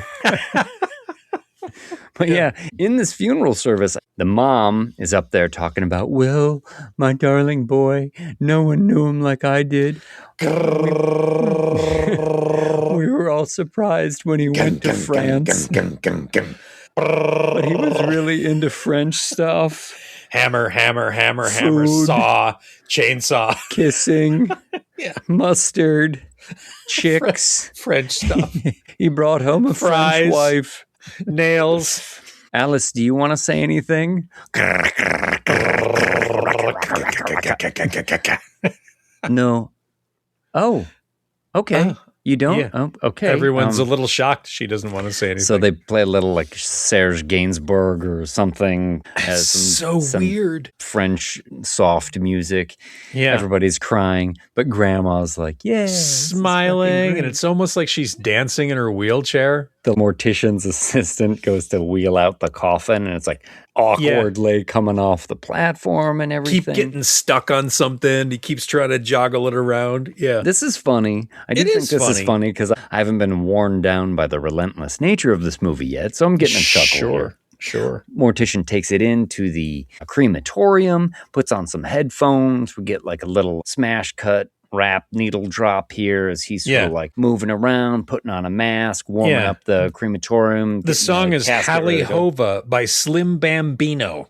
Oh, Slim Bambino. Slim Bambino. Hallie Hova. Hallie Hova. You got it. I actually really like this song. I found it on Spotify. I've been listening to it a lot lately. Nice. And there's an interesting thing. This song, it asks the age-old question that DMX brought up in the 90s, which is what these bitches want with it. Right? That old trope. Sure. That old chestnut. Well, you know what? I'm not sure DMX got an answer before he passed away. So I'm glad somebody else is still around. Yeah. Asking the tough questions. Slim Bambino wants to know. The mortician hears like knock, knock, knock, knock, knock. And, oh, who's that at the door? It's Dad. I want one more chance to say goodbye to my son. He's like, actually, sir, you're not supposed to be in here. It's my boy. Let me in here. Okay. Just don't touch anything. And he leaves. Dad's alone with the casket and starts getting emotional. And then he hears a knock. What is it? Goes to the door, opens it up. No one's at the door. Knock, knock, knock. It's coming from inside the casket. My boy. He just takes like a crowbar and starts like, I don't know. These things have like lids, do they not? Like, can you open it up? Hasn't been nailed, has it? Yeah. He's literally bashing a hole in it with like a fire poker. Yeah, and he bashes a hole in it, and he's got his hand there when hand scare comes out of the top and burns into his arm. Oh my gosh. I think we get a little slow motion. The music swells. Dad's eyes go wide as he's looking at something coming out of the casket now. What is that?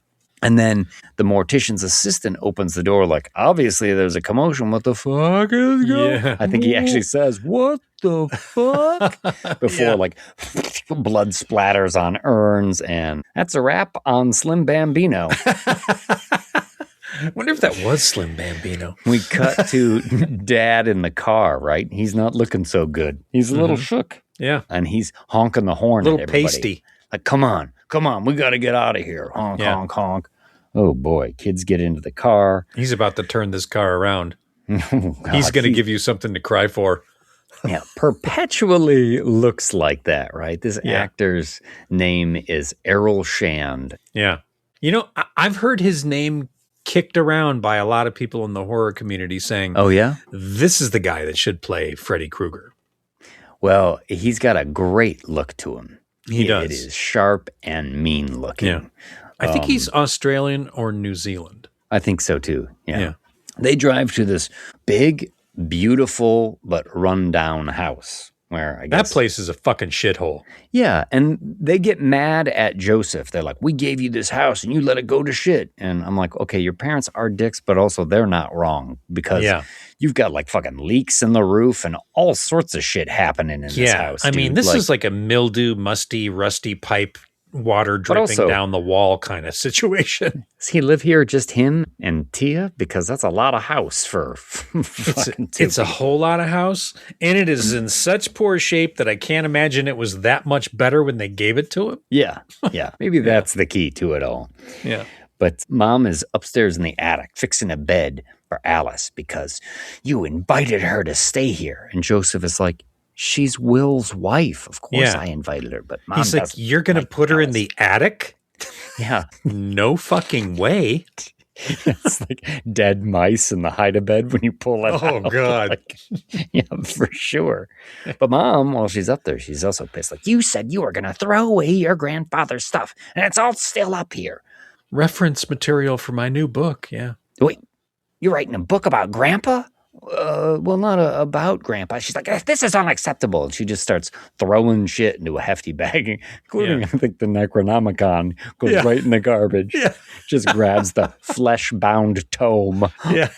Throws it in there. What are all these knives?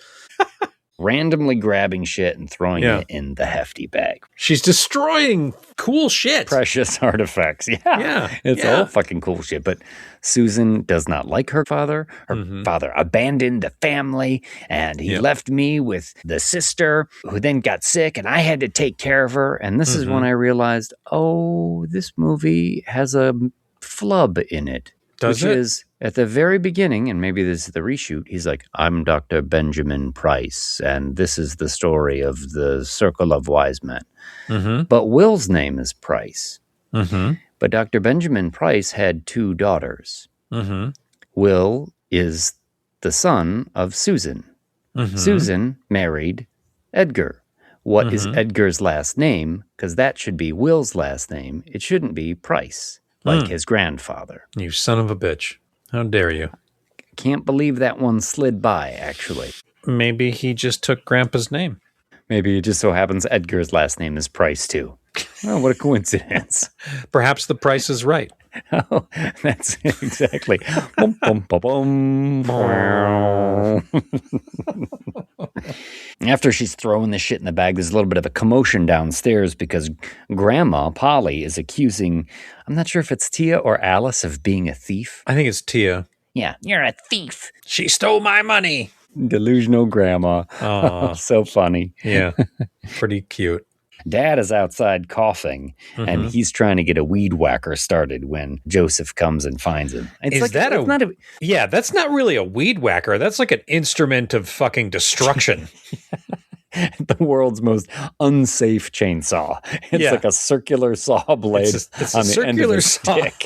It's a circular saw weed whacker. Yeah. Not a little band going around. It's a full, skill saw. My gardener does not have one of these. No, illegal in the United States, I'm pretty sure. Perhaps, yeah. Maybe these are common in France, sir, but this is America. From Toby Hooper's garden collection comes Weed Whacker 6000. And this is something that I think this movie does well. And more than any movie I've ever seen. Like, it is a common trope. If you're going to kill somebody with the axe, you show the axe working, right? Mm-hmm. Proof of concept. Yeah. Pretty quickly in this movie, you realize, like, every fucking thing in this house is a threat. Yeah. You know what I mean? Like, it's always showing knives, hammers, rusty implements. Corkscrew. You see this chainsaw, weed whacker thing. And you're like, well, that's certainly going to come into play here. But throughout this whole movie, you're like, oh, God, all of this stuff is making me feel uncomfortable. Mm-hmm. And then it turns out, most of the time, all of it does get used. Yeah. It really does. Because then the dad goes into the basement. And he opens the door and you see, like, hanging on the wall, there's a bunch of knives and screwdrivers and pliers and tongs and shit. And you're like, oh, God. Because Dad's hearing voices. Cut yourself, hurt yourself, it's fine. He's shaking and he's kind of freaking out. And he's got a knife and he starts looking at his arm like he's going to dig into his arm with the knife when Alice comes down there looking for some plates and glasses. And is like, no, what are you doing? What are you doing? And he's like, He sort of backs away and he's like, don't tell my wife. Maybe the only sympathetic moment Dad has in the entire movie. You're right. Other than that, he's a complete cocksucker. Fuck. Even before he turns. Yeah. Because that turn is coming. Oh, it's coming quick. And Alice takes the knife. She's like, I will keep this for you. Okay. All right. And we're going to cut to sitting around the table and they're having a meal and Dad is looking even worse now. The family dog, Max, is kind of barking at him and he's like pushing it away. The dog knows something is up. Yes. Dad's like, get away from me. Get away I can smell it coming. I'm in the theater. I've had 2 chili dogs. I'm halfway through the popcorn bucket. I can sense something is coming that I'm not going to like. Oh, I should have checked. I can sense a Roger Spottiswoode scene right out of the fucking gate. And I'm thinking Sebastian Vanacek hates dogs. Yes. Remember the dog that burst and fucking infested? Yes. Yeah. Sebastian Vanacek, you're 2 for 2 on the fucking killing dogs meter. But yeah, this is a really tense scene because it's back and forth and dickhead Dad keeps reaching for something sharp and someone keeps moving it away from him. Mom is being a total bitch. Yeah, she's being a bitch to Frenchie. But Grandma doesn't know what the fuck's going on. She's like, pass me the wine and the potatoes. She's having a peach of a time. Meanwhile, Dad's reaching for the fucking corkscrew. The corkscrew, that's taken from him. Now he's got a fork, keeps looking at the dog. I'm like, no, here it comes. And he explodes and he fucking just jacks Max in the head with a fucking fork. Yeah. Multiple times. Fork. Just like a prison stabbing. And the dog is yelping and I'm like, motherfucker. Everybody's freaking out, right? Yeah. This scene bothered me, of course. But I'll be honest, 10 minutes later, it pays off. And Joseph stands up after he stabs the dog, and Dad just takes a wine bottle and smashes him across the face. Yeah. And I mean, let's be real, dude. A wine bottle, you'd fucking kill someone. That's not gonna break. That's some heavy easy. glass. It just that is shatters. Not some fucking Miller High Life bullshit. So yeah, smashes him with the bottle, and then he starts seizing up. Yeah, and they're freaking out, like, "Oh, we gotta get Dad to the hospital." So they race him to the car. So it's Tia, right, and Joseph, and fucked up Dad. They throw Edgar in the backseat. Tia's driving. Joseph is in the passenger seat. And as they're driving, Edgar in the backseat looks into a bag. Like we had seen a first aid kit earlier because Alice had put a little bandage on her foot. Yeah. Right? Yeah. So then, and this is what I mean, like every single time there's a sharp instrument in this movie, you're like, uh-oh. And so Edgar grabs the little scissors and then reaches around to Tia while she's driving and just starts sticking her in the fucking neck. She starts screaming, and this sets off a absolutely fucking brutal fight scene inside in the car. Confines of this car. Seat belts and fucking all kinds of shit. The car swerves off the road and it hits like a giant puddle and stops. So the car's not moving anymore. But yes, Edgar like pushes the seat back onto Joseph as Joseph is trying to stop him. He's punching. Yeah. Just absolutely brutalizing Tia. Next thing you know, Joseph's got a handgun and he's holding it on Edgar. And Edgar's like, do it.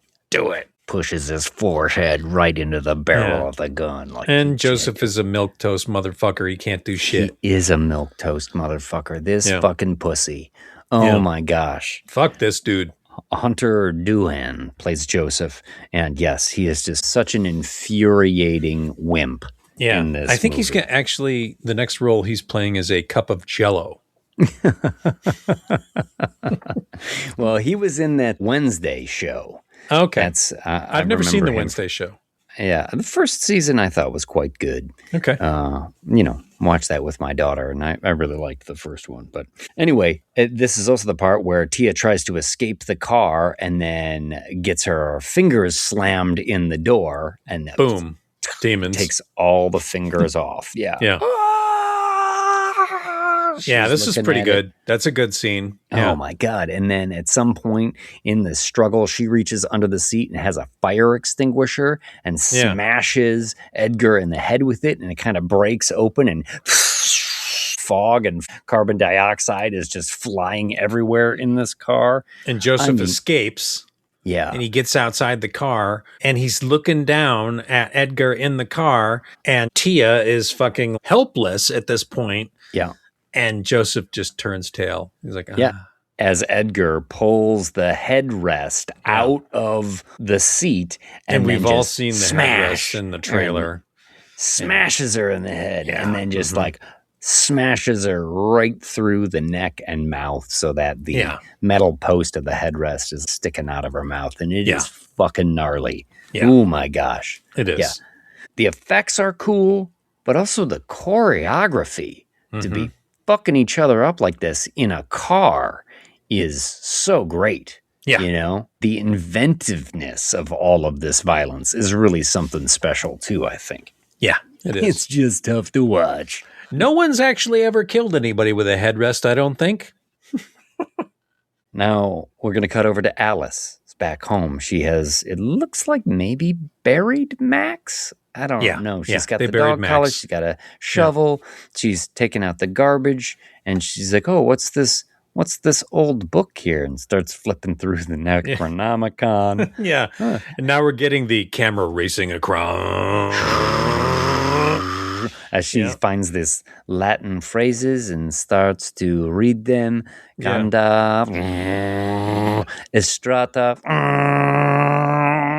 And the last phrase was, fuck this? Yeah, she's like, no, fuck this shit. Like, okay, that's funny. That is funny. Yeah. Still, I think the first time I'm still digesting the car fight when we get to this. Yeah. And something is about to kill her because I can see coming up towards the shed and then through the window, the dog. Demon dog. Okay. Well, all right. Max got killed, but now he's a deadite, so not so terrible. So you're okay with this? I'm okay with it all of a sudden. I was upset when Max was killed, And then when Max comes back as a deadite, I'm like, makes sense. She grabs a shovel or something to defend herself. I don't think they really show this fight. They just show her come back in the house, like all stricken, like, what the fuck? I think you get the impression that she killed the dog again. Yeah. She looks like she's been through it, though. Yeah. And Susan is like, Alice, where have you been? Doesn't she say, I killed your dog again or something? I'm not sure, because there's not much time, because hot on her heels, Joseph comes in, and he's all panting, because he's run through the fucking field all the way home, and he's like, and they're like, what the fuck is going on? The movie barely stops. No. From now until the end. No. And then you're going to get Tia come in afterwards, right? Yeah. You see her chunky Doc Marten boots sort of shuffling up to the house. Yeah. And they knock on the door, open it up, and then when you see her, she's got that thing sticking in her head. It's such a wild look and so disturbing. And she brings her hand up to it and fingers it a little bit and then pushes it off, pushes it out of her neck and head. Yeah. Oh. So how you do a gag like this is you're going to have the actress or actor come in. You're going to get a life cast to their neck. You're going to get cast to their teeth because you're going to do like a little dental piece. You use vacuum plastic. It's similar to that stuff that Invisalign uses. Sure. And we'll connect like a little piece of the rod, only it will be like plastic or lightweight, and it just looks like the rod. And these can be telescoping.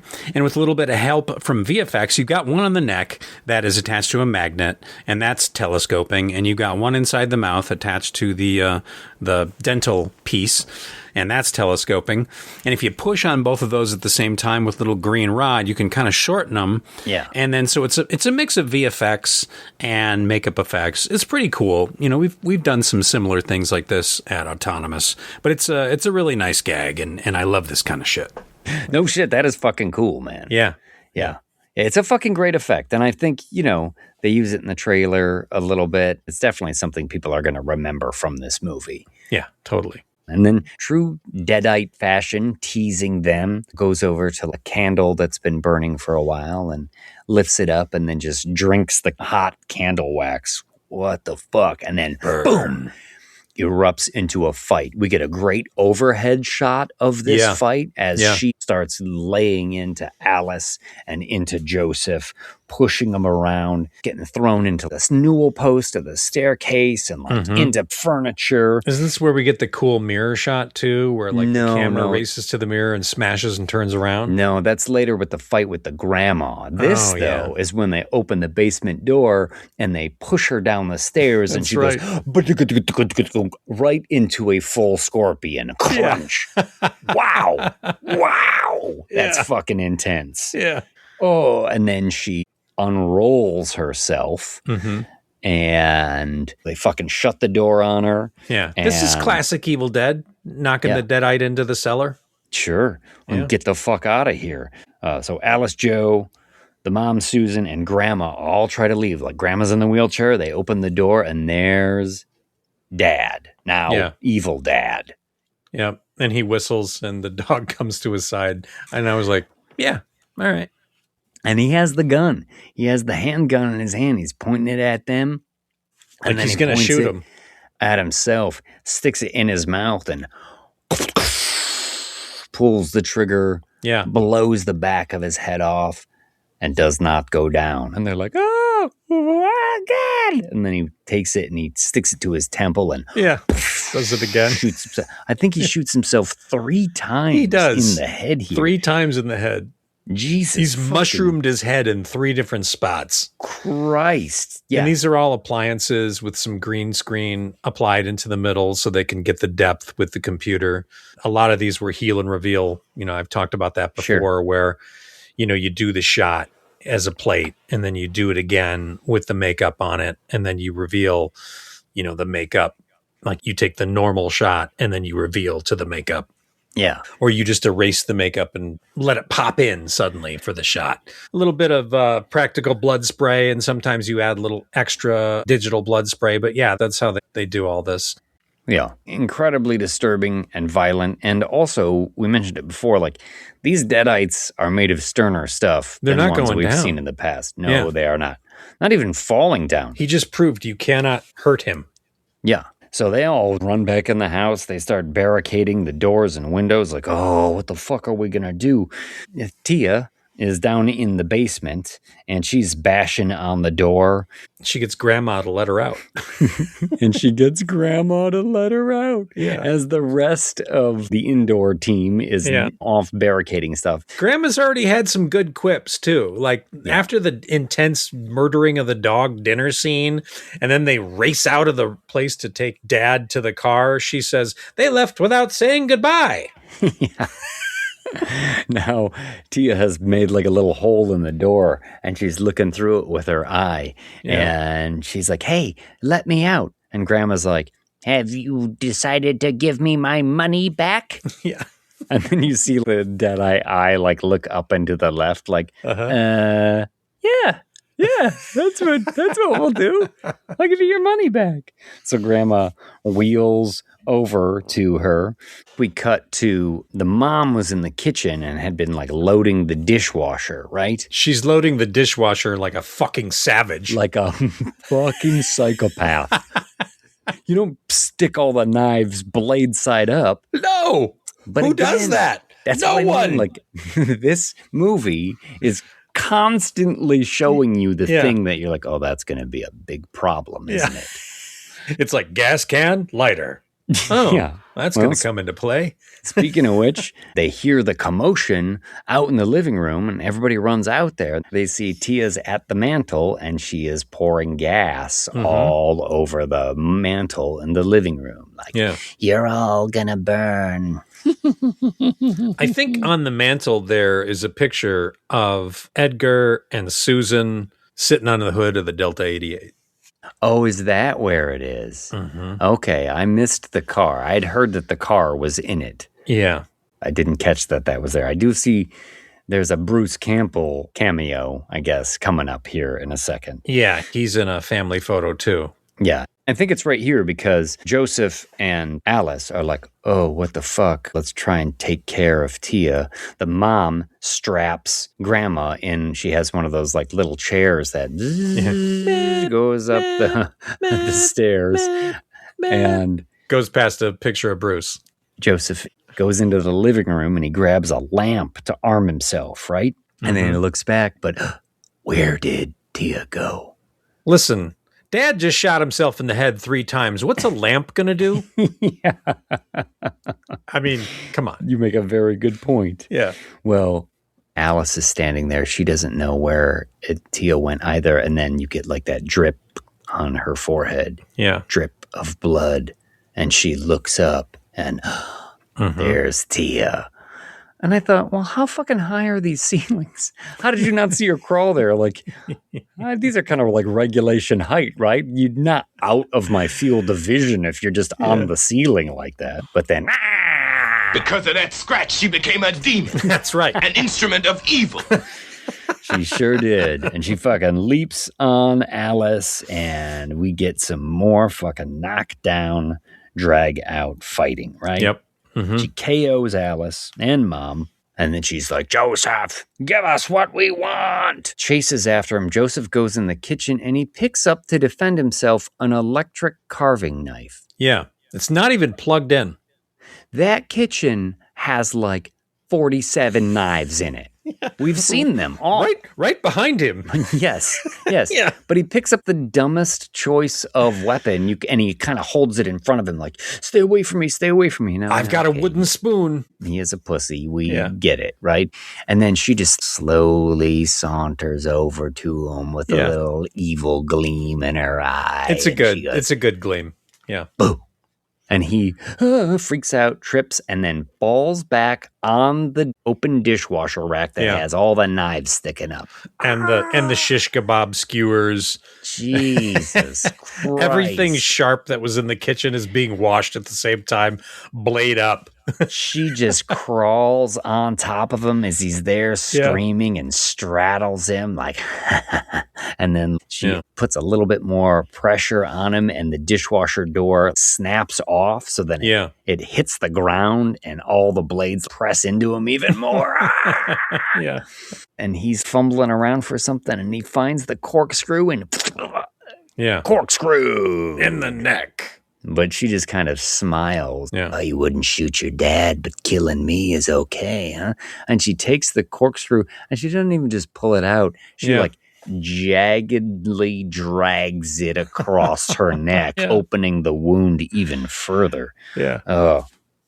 And then you hear Grandma call from upstairs. I have what you want. Huh? Tia kind of looks up, leaves Joseph there, walks upstairs to Grandma, who's still strapped in her chair. She can't get out of the chair. Yeah. You want my money. It's under my mattress. You can take it and leave us all alone. Dirty deadites. That's all they want is money. Grandma knows. She grew up in the 40s. Tia's just tapping Grandma on the forehead like, oh, you're all broken in there, but your husband must have told you where he hid it. Where is it? And then Tia takes Grandma's dentures out. Yeah. And the little trail of slime. And then like puts them in her own mouth, like licks them off. Yeah. And then puts them back in her mouth. Yeah. Oh, God, gross. It's so gross. Blech. Yeah. And then Tia's like, hey, where's your leg? Because Grandma has a prosthetic leg. Yeah. That's why she can't get around too well. Yeah. We'd seen it before. And then as she stands back up, Alice comes from around the corner and bam! Knocks Tia right down the stairs with the fucking prosthetic leg. And as Tia is laying there, this is when Joseph comes up with the dishwasher door that had been disconnected and smashes her face over and over and over and over again. Just pulverizes her fucking melon until there is hardly a shell left. It's brutal. It's relentless. It's a smash head on a fake body. It starts with a makeup and some digital help because you're getting a lot of arm movement. You know, like she's there twitching and shaking and all that kind of stuff. But then we're just bashing like the remnants of a head. Yeah. And I think they had over 40 hits. Yeah. And they cut it down to get an R rating to like 30. I wondered if this was Sebastian Vanacek's like casino moment. Oh, yeah. Yeah. Where he was like, I'm going to put in this like super violent thing so I can cut it out and get the things that I want. Absolutely. Left in there. Yeah. Because, 40 this is a hits. Casino moment. Like, that would be fucking exhausting. It would. Actor just bashing over. Keep going. Keep going. Keep going. Oh, my God. Keep going. Are we going to cut yet? Nope. Keep going. Keep going. I'm getting tired. That's all right. Take a break. Okay. Keep going. Keep going. Yeah. That would have been a fun day on set. But before Tia had gone out, she did mention something about the grandfather and the dagger. So after she's been decimated, Alice says to Joseph, like, what is she talking about? What's going on? And Joseph spills the beans about the grandfather. He was a researcher. He left the family because he thought he had to find these weapons to protect the family against demons and all this stuff, find all these ancient artifacts. Nobody believes any of that. And, well, maybe some of these artifacts are still around. Meanwhile, upstairs, Mom is tucking in Grandma and is about to leave when Grandma calls her Susan. Now, because Grandma's got dementia, apparently she hasn't called her daughter by her real name in years. So Susan is like, well, what did you call me? And this is a good moment. Susan is about to leave, so you're looking over her shoulder at the bed, and then Grandma's body just sort of like under the sheet floats up into the air, and Susan approaches her, and the sheet comes down, and we got Evil Mama, who is really giving Edward Herrmann as John Lithgow vampire in the Lost Boys. Oh, you are fucking so right.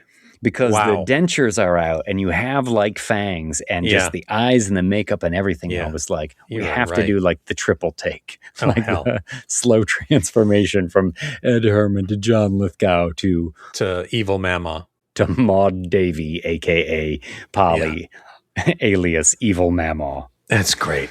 We can all be together, she says. And Susan, this stupid, waspy bitch, she is the fucking worst. Yeah. Like, of this dysfunctional family, I mean, Edgar is his own kind of like vicious, mean, but Susan is such a needling bitch. Mm-hmm. And, here's a knock at the window, and look, it's Evil Dad behind the window. Yeah, doing a Salem's Lot. Yeah, like, let me in. Now, I was confused. It seemed like there was a rule where he couldn't enter the house until he was allowed to come in the house. I don't understand that. But I don't think so. He's so strong. And we've seen these demons bust through windows plenty of times. Yeah. You know?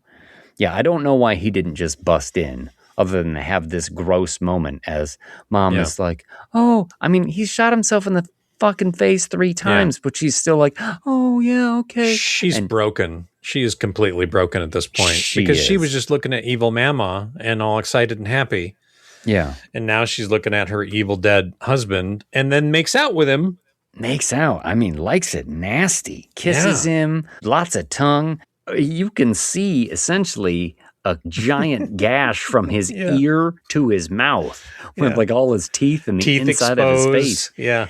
And she's licking it and goop just stringing off each other. Like obviously buttoned up, but into some wild shit. Yeah. You know? You haven't kissed me like that since grade school. But Joe and Alice are looking out the window downstairs and they're like, where's Evil Dad? Maybe we can meow, dog scare. Yeah. Mom comes from downstairs. Joe, listen, they just want the thing Grandpa stole. Tell us where it is. Where's the Kandarian dagger? Dad is in the house, and he comes down the stairs. They're like, oh, fucking shit. And a couple times in this movie already, Alice has had flashbacks. Oh, yeah, to her physically abusive Will. And you saw Will losing his temper, like abusing her, like spilling a pot of boiling water on her. And just like Alice has got this past trauma that gets triggered. So when Dad comes down and he hurts the mom here, I think he knocks her aside or something, she has another flashback. And then Dad forces Joe's face into the smashed face of Tia. The shell, like over and over and over again. Yeah, stringy. Joe reaches into his pocket and takes out the fountain pen. Yeah. I mean, every fucking sharp thing we've seen in this movie is getting used. Sticks his dad with the fountain pen. Yeah. Pretty sure that's not going to do it.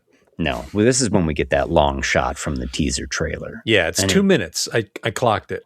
It's fucking dynamite. Yeah. It's dynamite. It really is super intense. There's a couple of crafty spots where I'm pretty sure they did a digital cut on a whip. I did hear the actors talking about it, though, and there's still a fuck ton of timing. Oh, yeah. That the girl who plays Alice, Suhaila Yaqub, was her name. She was just talking about, like, the whole time she's crawling and acting scared out the corner of her eye. She's like, okay, the bookcase has to fall, and I've got to make sure I get it to this mark before Joseph comes crashing back into the scene and then gets, like, lifted up and thrown out again, because the camera is really just focusing on her, and then the mom comes out from underneath the table like, help me, help me, help me, and it's dragged away again. Yeah. It's all just fucking crazy, pretty great chaos again. Alice essentially crawls all the way around the living room and then eventually puts herself in a closet to hide. She's covering. Is it the closet or is it the cellar door? Oh, maybe it is the door to the cellar, and she's just on the landing there. Yeah. But then Joseph's head crashes through the wall there. And I think he manages to say something like, find it before they do. Yeah. I mean, not making best use of his words there. He could have been like, it's in the bag upstairs. Yeah. Before he fucking gets thrown. Like, check the attic. It's in a bag. Oh. He just says, find it. It could be anywhere. Totally. Yeah. Things calm down out in the living room, and Alice eventually makes her way out of there. And in the moment of calm, she sees the weed mower, the gas-powered weapon of mass weed destruction. Decapitation. Yeah, exactly. Yeah. She sees it, gasses it up, starts it, and walks upstairs. Mm-hmm. No. At this point, I would have said, fuck you and your dysfunctional family. I'm out. There's no reason for her to be in there. Mm-hmm. Fuck them all. Her husband's dead. Her friend's I'm taking my fucking gas-powered demon. weapon of weed destruction, and I'm leaving. The front door is right there. Yeah. Alice, just get the fuck out of that house. It's not like the theater from Demons. It's not going to be bricked up when you go to leave. You're not locked in. You can leave right now. Get out. And they want a fucking dagger. Well, I ain't got a Kandarian dagger. This sounds like a you problem, fuckers. Adios, Price family. I'm out. Kandarian dagger. I don't even know what the fucking Kandarian dagger is. Right. That makes no sense to me. Fuck off. So she heads upstairs with this thing, and Grandma is still there, right? Yeah, evil Mama. Mm-hmm. And evil Mama starts giving it to her. Yeah. Spry, nimble little minx now, right? She starts giving it to Alice. Alice drops the giant mower blade, smashing her into pictures. And this is when we get that cool mirror shot too, right? Yes. That's definitely one I would love to track on 4K and just see like, where does this start? Because there's some real trickery happening right here. There's got to be some removed the camera crew in the mirror bit. Right? Yeah, because it's like you're watching this whole thing and then Grandma like smashes Alice into a mirror, and it's kind of like you've been watching the whole fight in the reflection of the mirror the whole time. Yeah, pulls but her you out. didn't know. And then Grandma forces Alice onto the ground. Teeth against the saw blade. Yes. And she just can't quite reach the button. So she tells Susan, like, Susan, I can't reach it. Can you start it up? And Susan, that bitch, is going to fucking do it. Yeah. And her hand is going towards it. Well, Susan's kind of an evil dead at this point because she made out with Dad. Yeah, but she hasn't turned into evil. Yeah, but they Susan always kind of flip-flop. Yeah. You know, they can turn. I'm not sure. I'm not going to give Susan any credit here. Fucking Susan, the true villain. Yeah.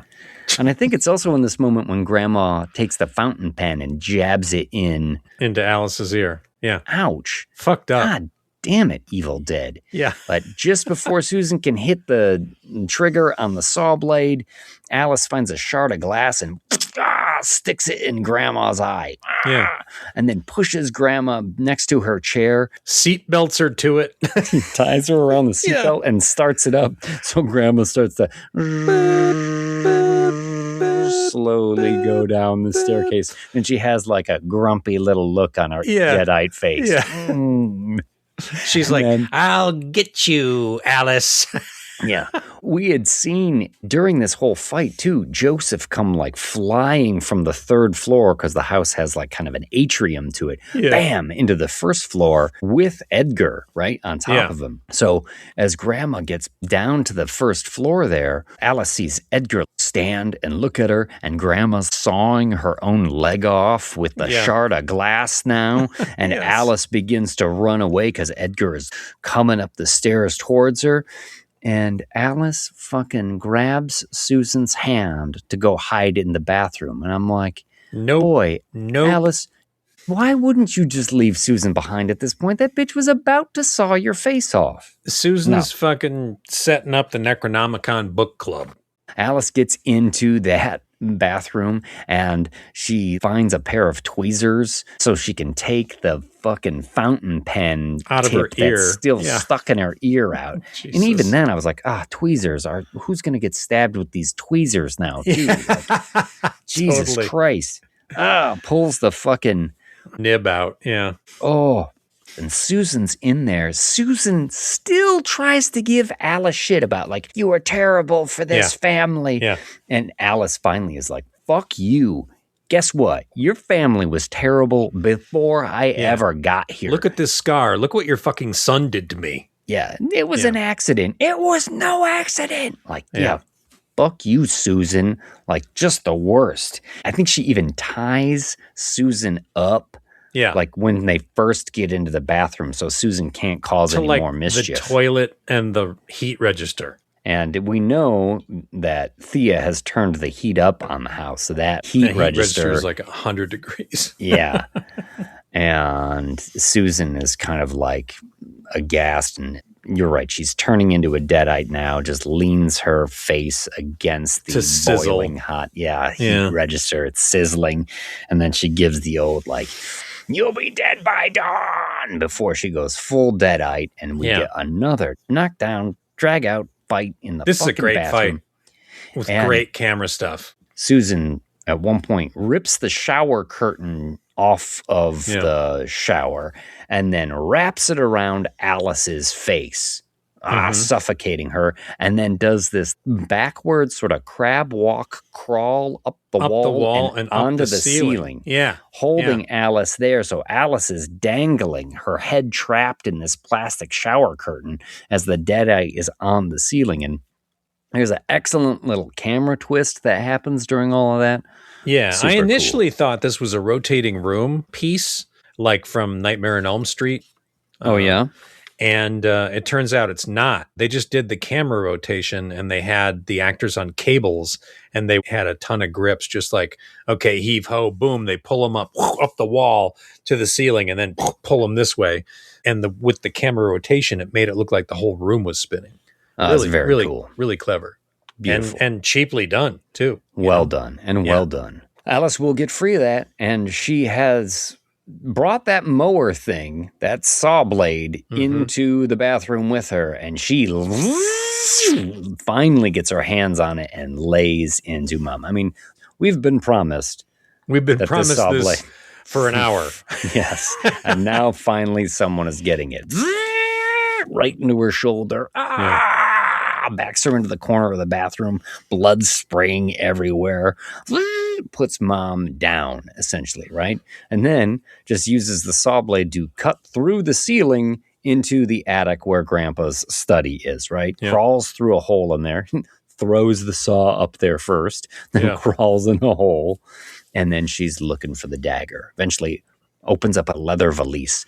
All of these knives come out. Oh my God, which one could it be? Which one could it be? Which one? And I'm like, there it is. It's right there. It's right there. It's right there. Because it looks like the classic piece from the original Evil Dead, right? Yeah, the Kandarian dagger that looks like a piece of a sharpened spine with a little skull on the end of it. And I'm like, oh yeah, cool. Fuck yeah, heavy metal, baby. It's fucking great. But as she thinks she's got one, she hears Joseph calling from the hole below. And Joseph has now gone deadite. And he starts crawling out of the hole, taunting her. And she grabs the dagger and she plunges it like right through his face. You see it enter into his cheek and through his mouth. And the tip is sticking out of his mouth. And you think, oh, that's it. But wrong. He's faking like he's hurt. Yeah. And then he starts like tonguing the tip of the dagger. And he goes, wrong choice or wrong knife or whatever. Yeah. Little wrong book kind of energy there, right? Yeah. But then she just tries another one. She just keeps trying them over and over. And then, bingo. Yeah. She gets it. It's like a little wooden haft and a kind of a tiny knife. It's a Kandarian prison shiv. Looks like the work of a carpenter. I was just chooses wisely. Absolutely. It was so fucking... Last Crusade. Yeah, legitimately. Will turns back human. He goes like reverse dead-eyed. And then slides down the hole dead. She found it. Oh, but here comes Mom. Susan is not quite dead yet. Alice, fuck! Grabs that saw. She's got the dagger. There's a skylight in the attic. She pop open the window, jumps out there onto the roof. Roof crawl. But then, whoa, slides down the roof a little bit, loses grip on the dagger. Yeah. Honey, I would have had that thing in my mouth like a pirate getting out of there. But she loses grip. Like a pirate. Pocket full of gold doubloons. Shit. But she has brought the saw with her onto the roof, and she scrambles up the roof and into the chimney. She goes in Santa Claus style, just down this chimney. I mean, I do not know that it works this way. There's no like flue. I mean, you could have any sort of fucking raccoon get into your house just going through the fucking chimney here. Yeah.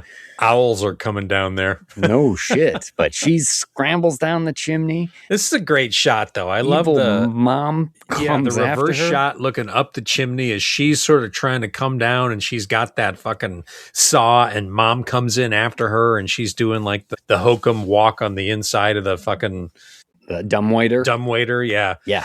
And then it cuts to inside the living room looking at the fireplace, the empty fireplace. Yes. And then the sparks coming down from the blade hitting the wall and the blood coming down. I was like, that's fucking great shot. I fucking love this sequence. It's cool. Yeah.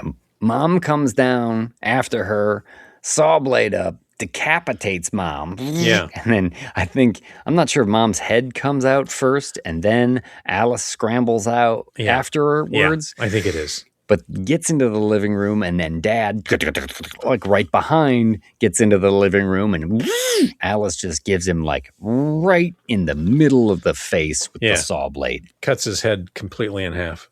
Fuck your family.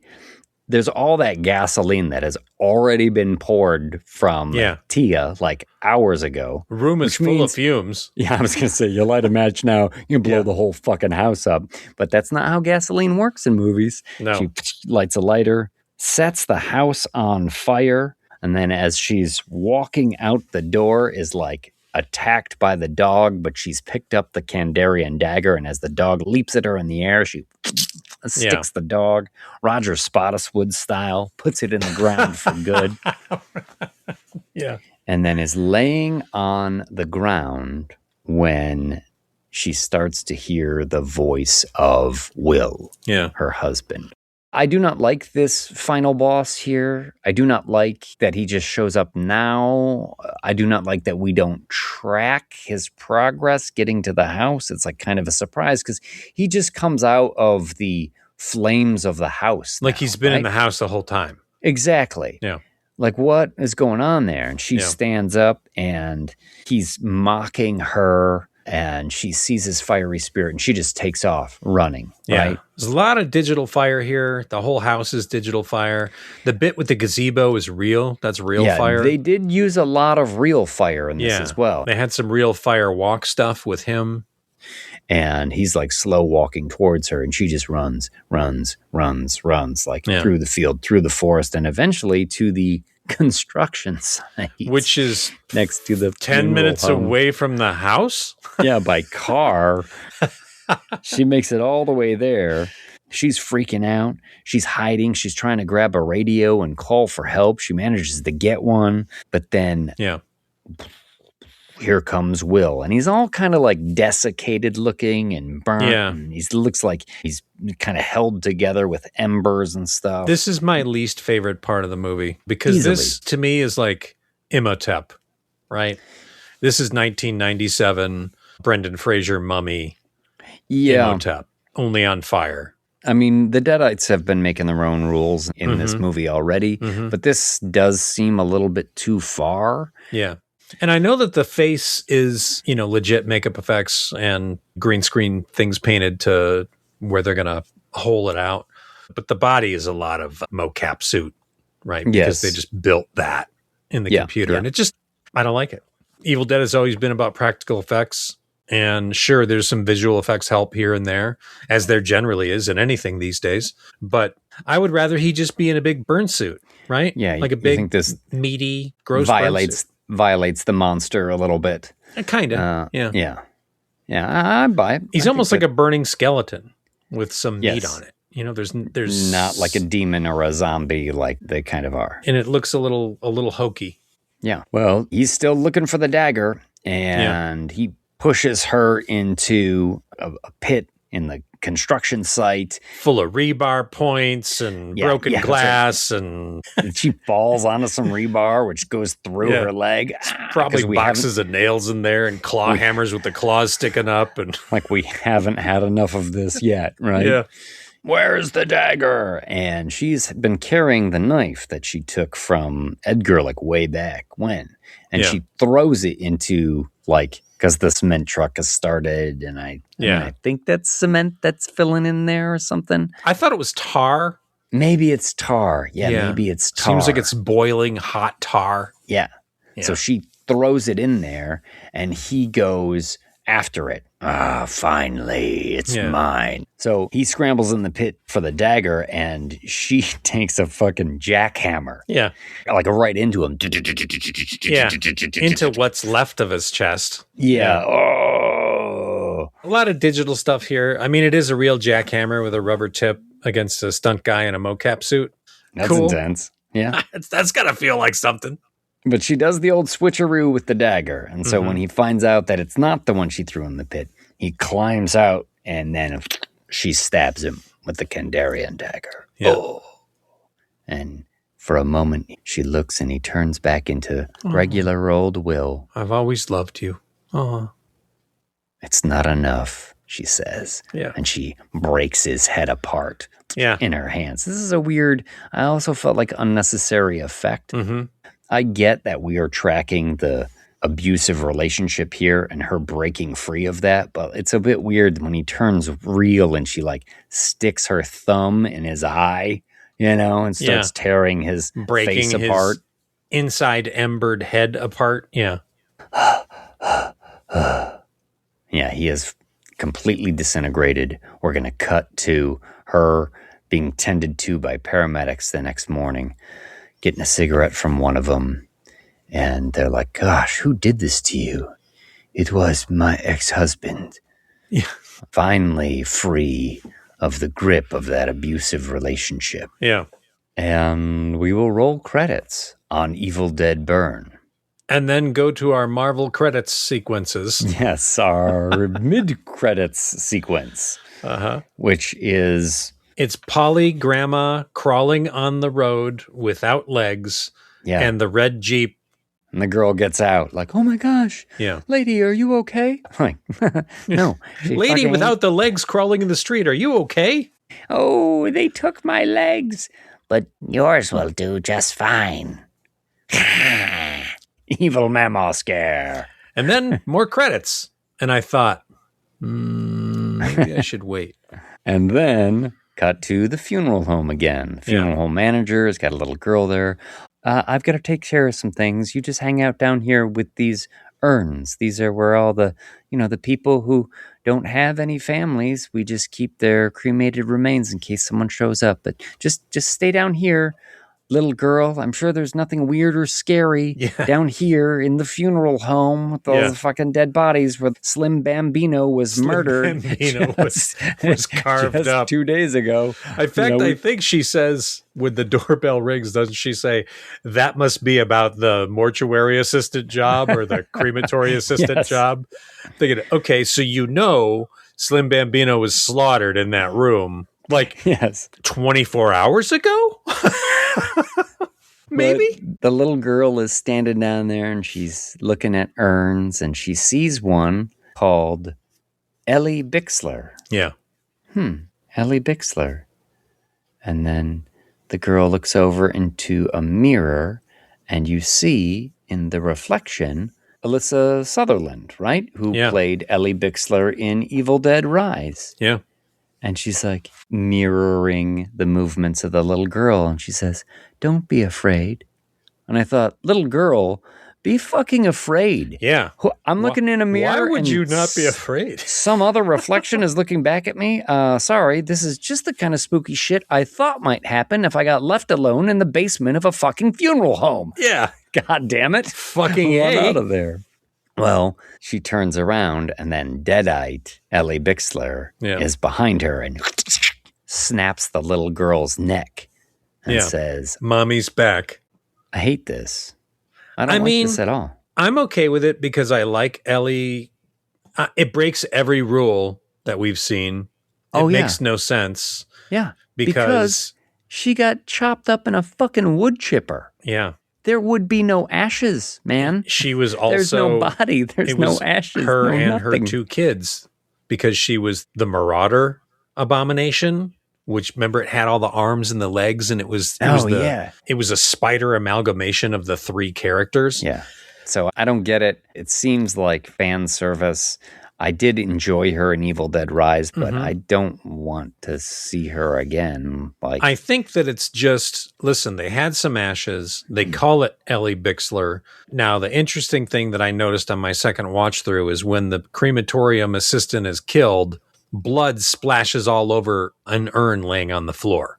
And I thought, aha, this is how this is sort of reinvigorated or turned into something, because there's an Evil Dead fight happening and blood gets splashed into some ashes. And I think it's just taking the form of Ellie Bixler.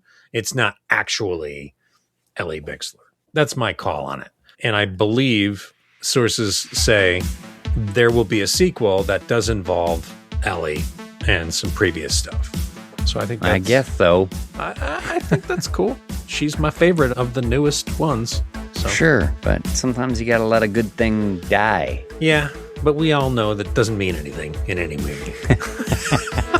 But speaking of letting a good thing die, yeah, this is a good episode.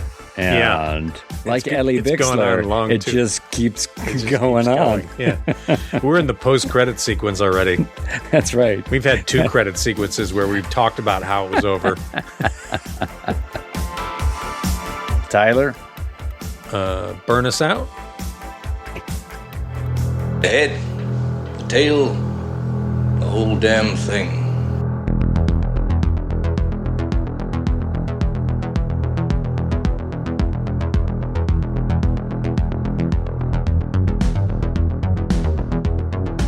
Well, that wraps up another episode of The Head, The Tail, The Whole Damn Thing. With your industry professionals, I'm on fire. I'm on fire. Run to water. That's not what you're supposed to do. With your industry professionals, Mike D. McCarthy and James Knight. I'm your announcer, Tyler Patton. Join us next time for The Hitcher and Strange Darling. Strange Darling? Is that what it is? I'm not sure. Anyway, I haven't seen it, but I'm looking forward to hearing about it. Bye for now. That's a bunch of shit, baby.